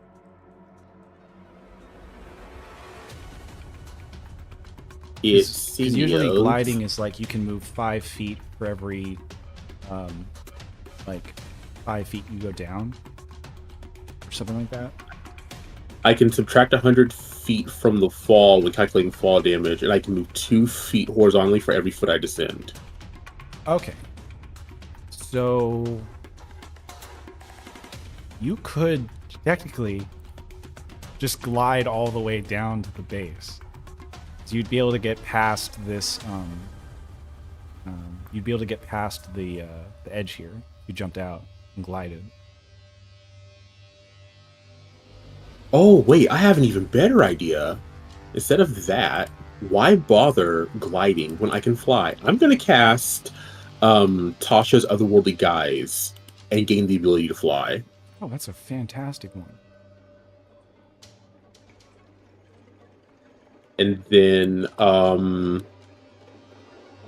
Tasha's going to be happy you used your spell. For the second time. And then I'm going to since that's my bonus action, I'm going to use my action to cast Vortex Warp on who's the slowest in the party. Seraphina can potentially fly. Morland, I'm going to cast it on Cassia. I can dash. I can teleport another 120 feet, and then also have etherealness for. You all have pretty good movement options. Yeah. Okay. If anything, I'd do it on. I don't know. I'd say Azov because he Yeah, can crawl, but he he can't have to- crawl. It's fast. Yeah. So I've only got legs. You just have lots of them. Just lots of them. More legs does not mean more speed. I'll cast it I'll cast it and like almost land on Azoth, and then when I make contact with Azoth, I'll dimension door to the bottom of Landro.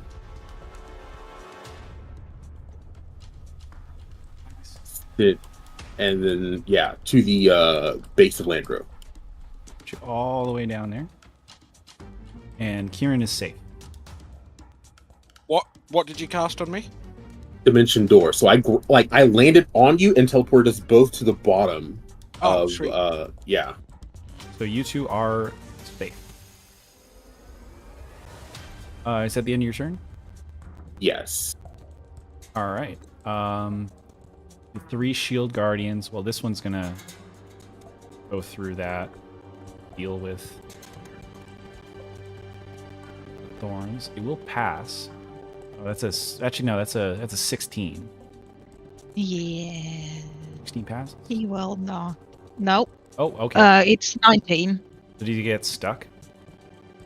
No, he just takes damage. Okay. And that was 32. A lot of Okay. damage. So take 32 points of damage. Using up all his movement to get past it, and then he'll dash. He'll just dash down into the mouth area.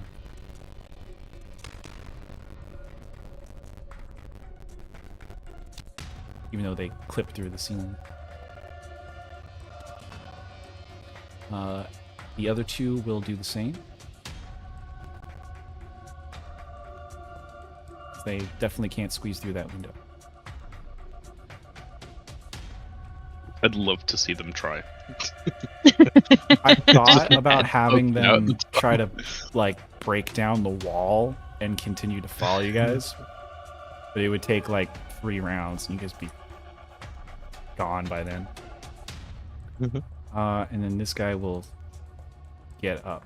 Or that was the guy that already moved. Yeah, they're all there. Okay. Actually, these guys get a little bit further. They still have a dash.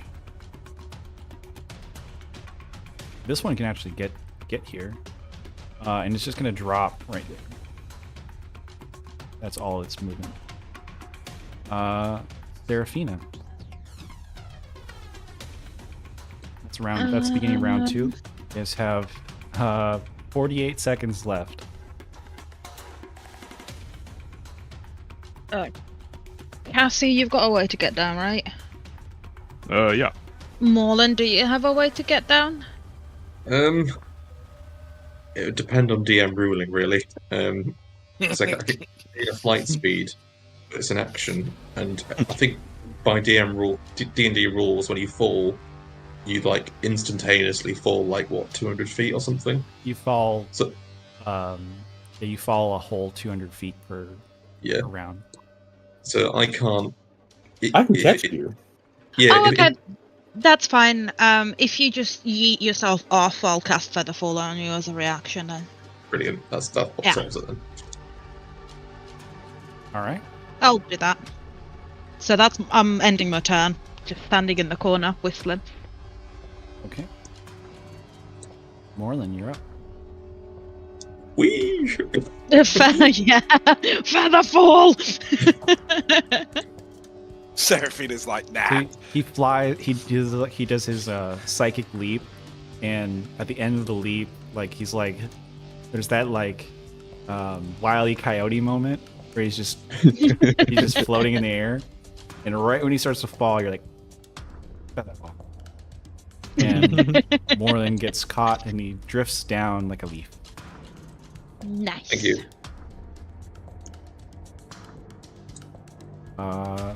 So back to Azoth. You're there already, so I'll just turn on to Cassia. Okay. Let me move on over to the edge. I will. How high is this drop? Oh, it's 23 it's feet. 3, or how far are you dropping? I'm trying to drop onto the ledge just below me. It's like 24 feet. Yeah. So I'm just gonna hop off the ledge. Can I try and do it gracefully with an acrobatics check? Yeah. Okay. Plus 16 for a nat 1 for 17. Okay, that's oddly enough that still passes because crit fails don't work for saves. So that's Beautiful. going to be 11 halved to And then I will use my bonus action, Starlight Step, to go to. Let me have a look. I need to go 30 feet that I can see. So if do I lose all my movement when I fall? No. No. Okay. So I will come to this edge. And I will. Just let Kieran catch you. Where is Kieran? At the bottom. Oh, the very bottom. Yeah, they're like 300. They're like 280-ish away. Okay. There's a midsection I took out so I could make it all fit right. So you'll be like 80 feet away from Kieran by the time it's his turn. Yeah. And I can just teleport you to the floor. Sure. Let's do it. All right. So Cassia leaps off the edge. I gotta make you flying first. Ooh. Can I teleport off the edge and then use the momentum of that, or no? You wouldn't have any momentum if you teleported. Oh, okay. Then yeah, it's just a dive. You could teleport after you've gained momentum and do some cool portal shit. Hell One yeah. dive off the end.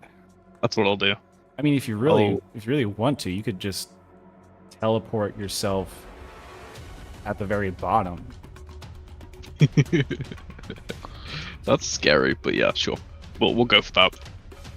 All right. Oh yeah, you don't. Yeah, You teleport, you don't. falling all the way down. Right when you're within range, you teleport. Mm-hmm. I'm gonna say you maintain some of your momentum, a la Portal, and you go flying back up a little ways. So I'll say you reduce it to a 60-foot drop. Okay. So you kind of like open up the portal, and then you go flying back up, and then crash down. Oh wait, it'd be a acrobatics save, right? Not Yep. a dex. 24. All right, so you half that. I have like disgusting acrobatics because I have expertise in it. So you take 7 points of damage from dropping all that way down. 208 feet. That's fantastic. I love that. All right. So that's Cassia onto the field guarding. This one will use half his movement to get up and drop down the shaft to the mouth.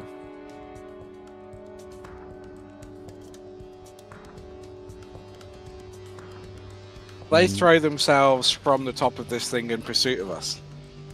Maybe. That's fantastic. And this one is going to also, he's going to dash to get 25 feet to here and then jump down right on his buddy.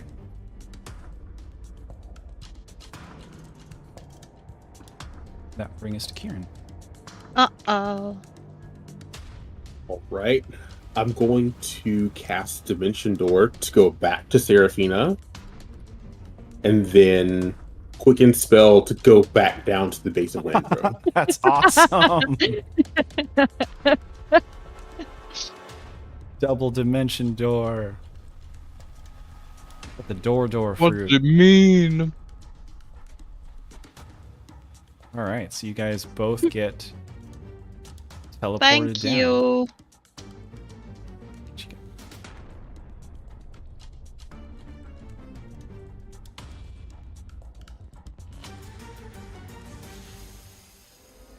And with that, I think you guys are all safe. Who's down there? Oh, I didn't see Cassia. But then she's dashed on the rocks there. All right. So, you guys successfully make it out. I'd probably suggest still running because you're still within like 100 feet of Landro. But you guys have more than enough time to escape at this point. After the minute ends, the Colossus explodes in a massive fiery conflagration. You guys look at it as you're walking away. Cool guys don't look at explosions. I'm not a cool guy, I look at it. All right, everybody that doesn't look at the explosion on the way out gets inspiration. Whoa! I already have it. It's cool, guys. I'll don't look take at explosions. Cassius. Wild. Oh, and I have a sound effect. If it's not like a bow, bow, bow, bow, I'm gonna be disappointed. Yeah, so you guys are running away as all this is going off.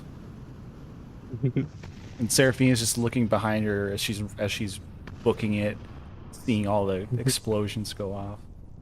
All starry-eyed.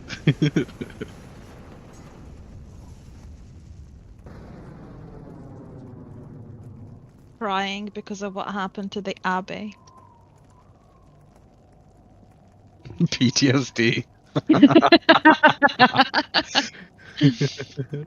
All right. So, that's pretty much the chapter. I will say one thing happens, and we can roll for this if you want, or we'll see where this goes because we're nearing the end of the session. As you guys are heading back to the obsidian disc that you guys used as a portal to get in here,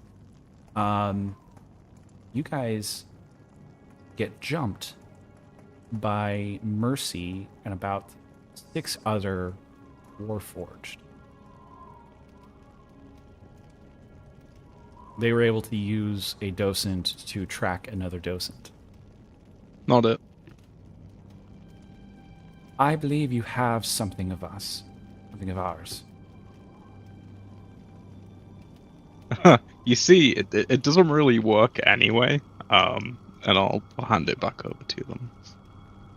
Give me a persuasion. With guidance.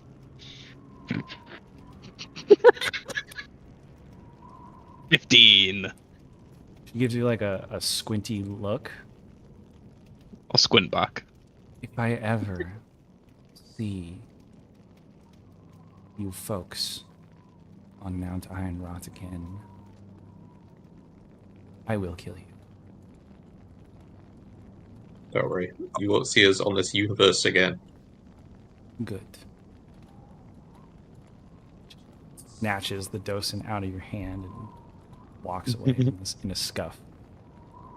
She turns around and was like, should have taken 2. Yes, they are. And with that, you guys sigil.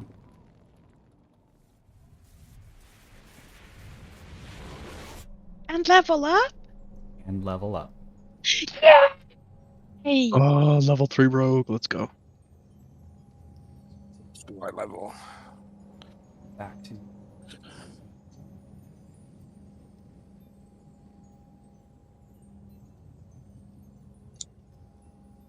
guys barrel through the portal as per usual. You all comically stumble out, fairly intact, all things considered. With a new friend in tow. To make him a unique. I'll have to make it unique for the intro later.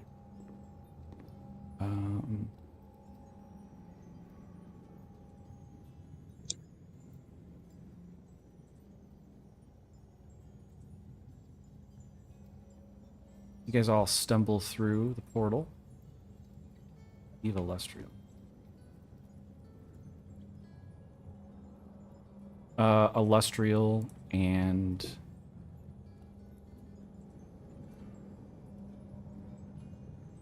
disappearing.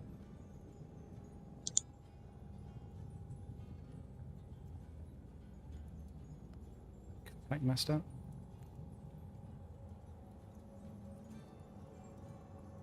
The heck?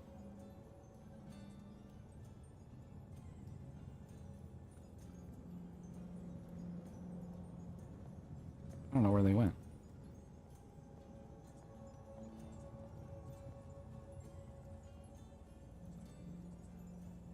There's Keen. Things messed up with Asha and... Hold on a second. I'll fix it later.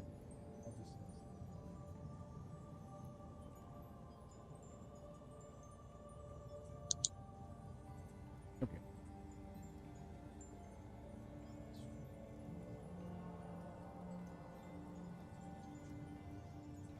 I don't know what was wrong with that. Okay, yeah, so you guys get back through the portal, and Asha and Illustrial are sitting having tea, as usual. Well, one's having tea, one is just drinking whiskey.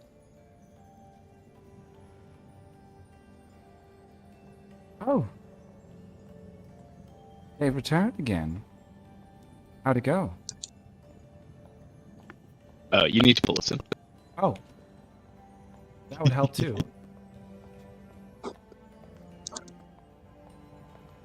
How'd it go?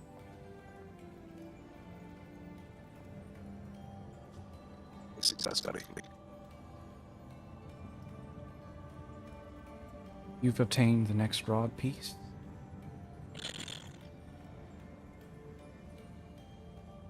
I think someone did. Someone has it for sure. One of you guys took it, right? I took it. Okay.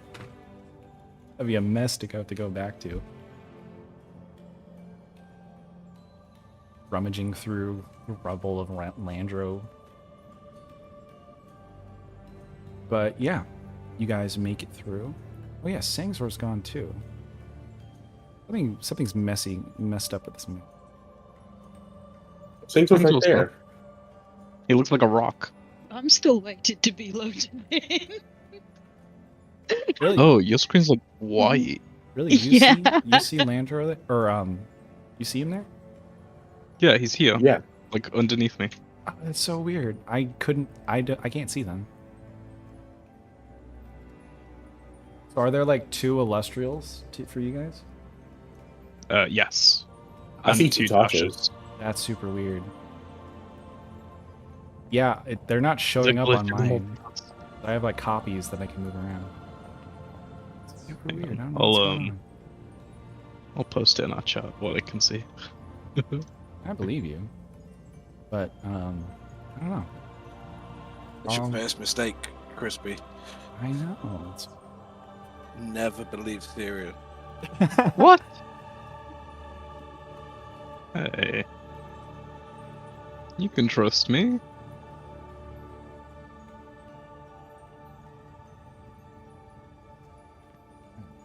So, got the next piece.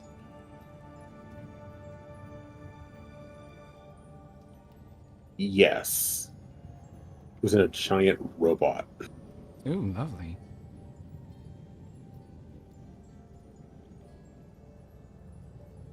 Well, whenever you're ready for the next one, we'll be here for you. And she like winks at Moreland.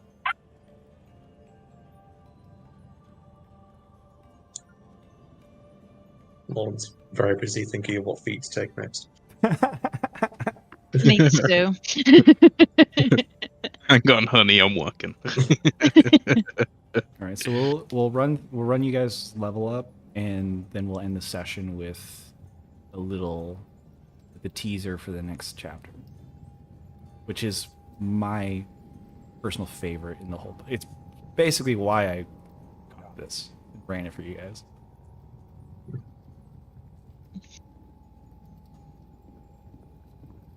So, is there anything you guys want to do?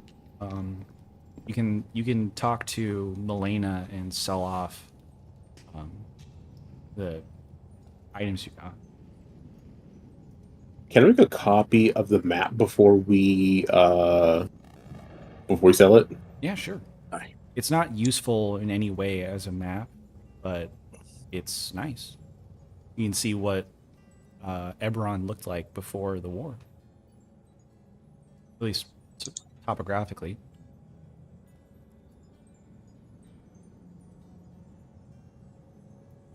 Take some time to do that. Issue. You can get I'll remove it. 2,500 for that, and we'll say maybe 750 for the ring.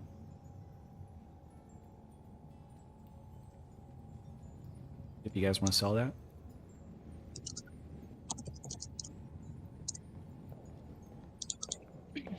That's 650 each. Sweet. 650 each. I also have an item from back in Curse of Strahd that I have never used, and now we're getting a higher level. I think it's not going to be useful. What is it? A potion of invisibility. How much would you give for that? Potion of invisibility, I'll give you 200. Cool. How much does a great sword +2 go for? Great sword be on the upper end of the +2 weapon.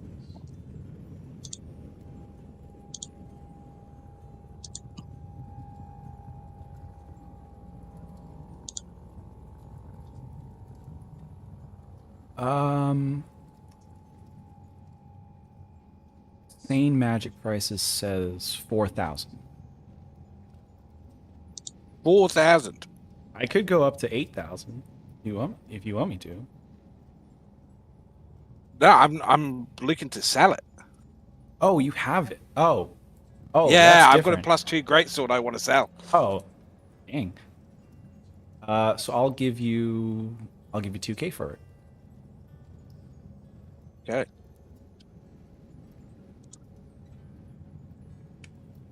I could have given you. I have a 8K question. No. Mhm. What would Seraphina be able to perceive with a 32 passive perception? The Matrix. You don't need to use a microscope if you wanted to look at stuff super close. You could probably spot the pupils of an invisible person. Because like that's a real thing. Like it's hard to tell, but there are little pinpricks where the light has to go in. Otherwise you can't see when you're invisible. That's disgusting. I am going to, yeah. You're gonna go for the 32 passive I'm going to perception. go for I didn't know the you could get 32 it that passive high. perception. It's disgusting. I love it. I've grabbed the observant feat, so that'll yeah. do it. And my passive investigation's now 21, and my passive perception's 32. Wait, we got a fee? I So- did, so yeah. some I've got to classes Druid do. 8. Oh. Yeah, she's not monoclass. Can I get a price check on a blink spear? On what? A blink. It's from blink spear. Oh, It's from Critical Role. Oh, okay. All the blink weapons are just a modifier. If you want, you can get a blink. Well, now blink belt wouldn't help you. You don't throw daggers. Well, apparently, the blink spear was owned by Kirkonos, Flame Speaker. Oh, It's I remember critical. that guy. It's pretty sick. It's a pretty sick weapon. Yeah, that guy was cool. He was there when they were fighting with like Baxter. So that is a +3 weapon. It's a wondrous. And can blink and has the blink steps. Oh, that's the one that lets you teleport when you throw it. That just turns you into It lets you Noxious. become me. So that's very rare. And probably really hard to find because she what's her face? Milena would probably for a have to what- go to Exandria to find that. Yeah, but she goes everywhere. She's all over the place. So you're gonna have her go all the way to Exandria to find it. I will say make it a luck check to see if it's even available. And How does one roll luck? flat d20. D20.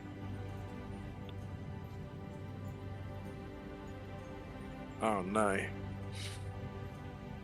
6. Yeah, she has no idea where she has no she does not have any sort of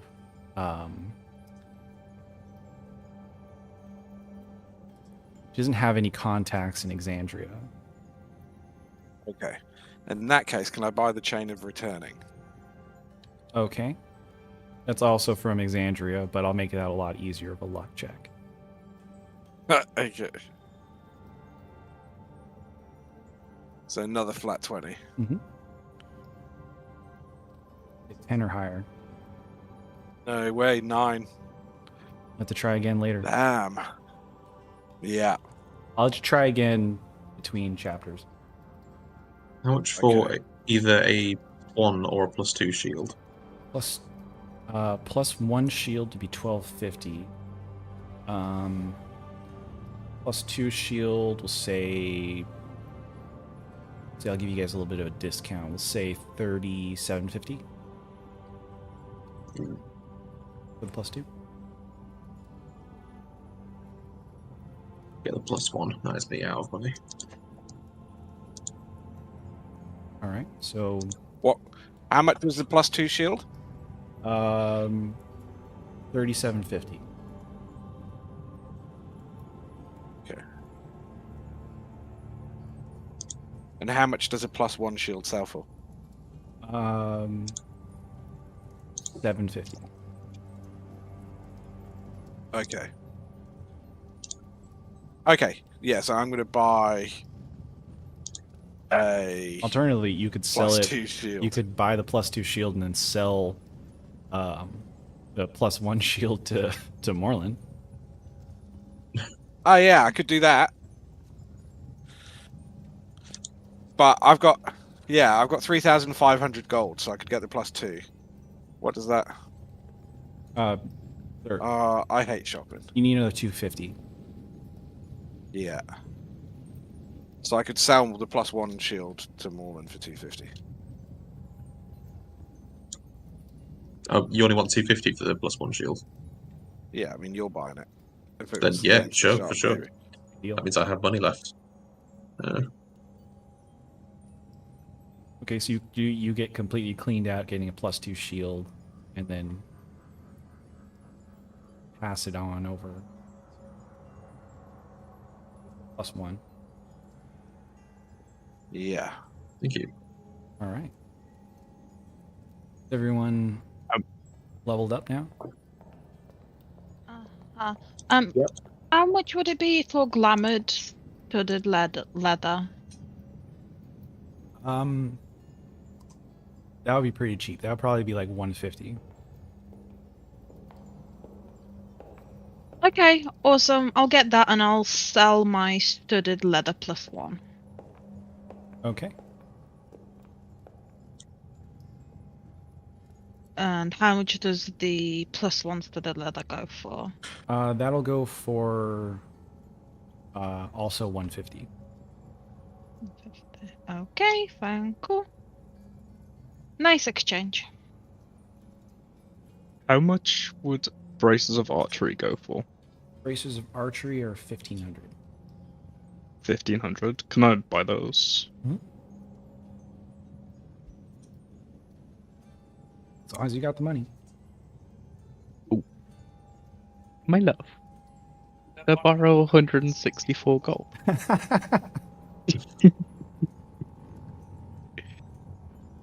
Thank you. I am now penniless. I don't even have a copper piece. Keep it that way. Anything else you guys want to do and prep before we gear into the next rod piece? I want to leave off on that. Might as well take a full long rest just to get all of our resources back. Yeah, sure. Go ahead and take a long rest. And see what the next rod piece shows you. Can I Small attune? question. How much is a robe of Magi? Oh, that's an expensive one. That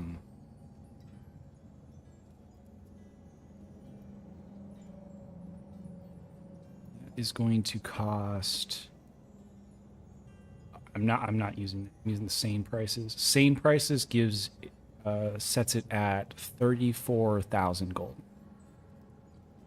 Sheesh. That's a legendary magic item. Well, I can't use it anyway. It requires attunement.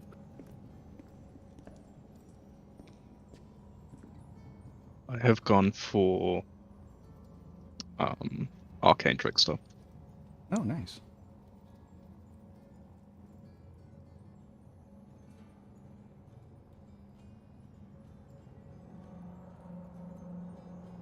You guys ready to see what lies next? Yeah, Yeah. for sure. Yes. Okay, so we'll end the session with this. You guys take the next rod piece and hold it up to the. Try and get a hint of what's next. And all you see is gray. Just see nothing, gray wall of mist.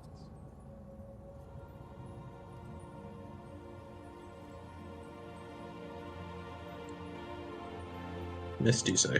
And you see through the mist the telltale greenish glow of the rod piece, the next one that you seek.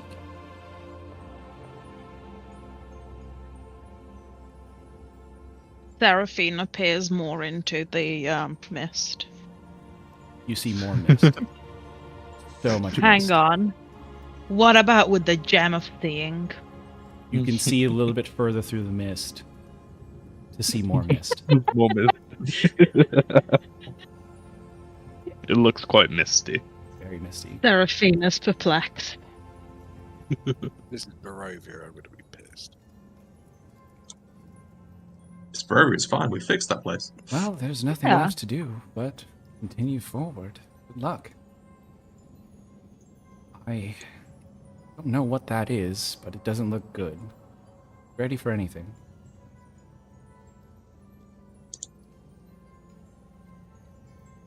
That was very reassuring. Very reassuring. Let's go to the mist. All right. Guys, step through the portal.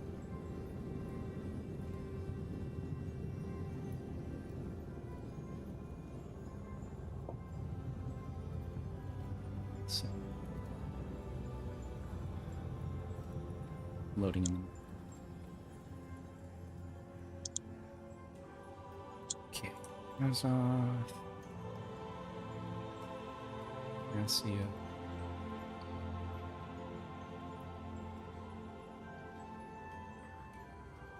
Mm.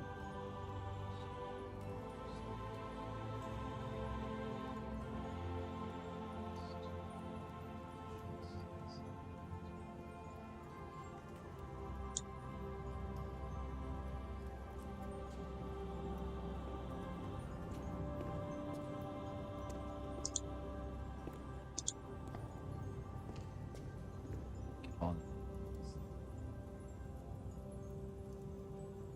All right. Summoning you guys. Thick gray fog shrouds this small, gloomy village. Dismal Hold on a houses and outbuildings line the cobblestones. This is Sound exactly how of a Barovia child was described. weeping Oh, echoes preternaturally from a tall house looming in the distance. It's a time loop. I'm gonna scream in Dwarvish. As you move through town, a handful of murmuring villagers follow you at a distance. More villagers emerge from houses on all sides, and soon you're surrounded by a small mob. A farmer carrying a pitchfork points at you and calls you interlopers. Other folks brandish brooms, axes, and large stones. They scream, leave the village. And we will continue next session with you guys returning to the Death House, This time, where it don't touch all anything. began. I'm waiting for this. Nope. I can't wait to be nearly killed by a ghost again. What do you mean nearly? Nearly. You got killed. Yeah, you did. I was on.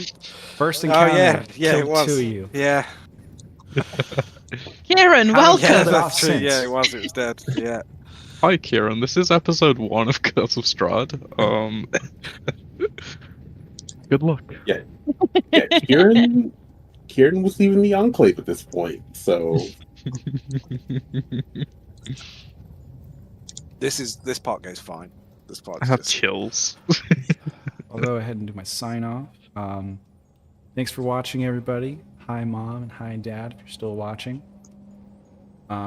Sorry for last week. We had some audio issues, so I'll write like a detailed description of what happened in the description of the video for anyone that wants to catch up.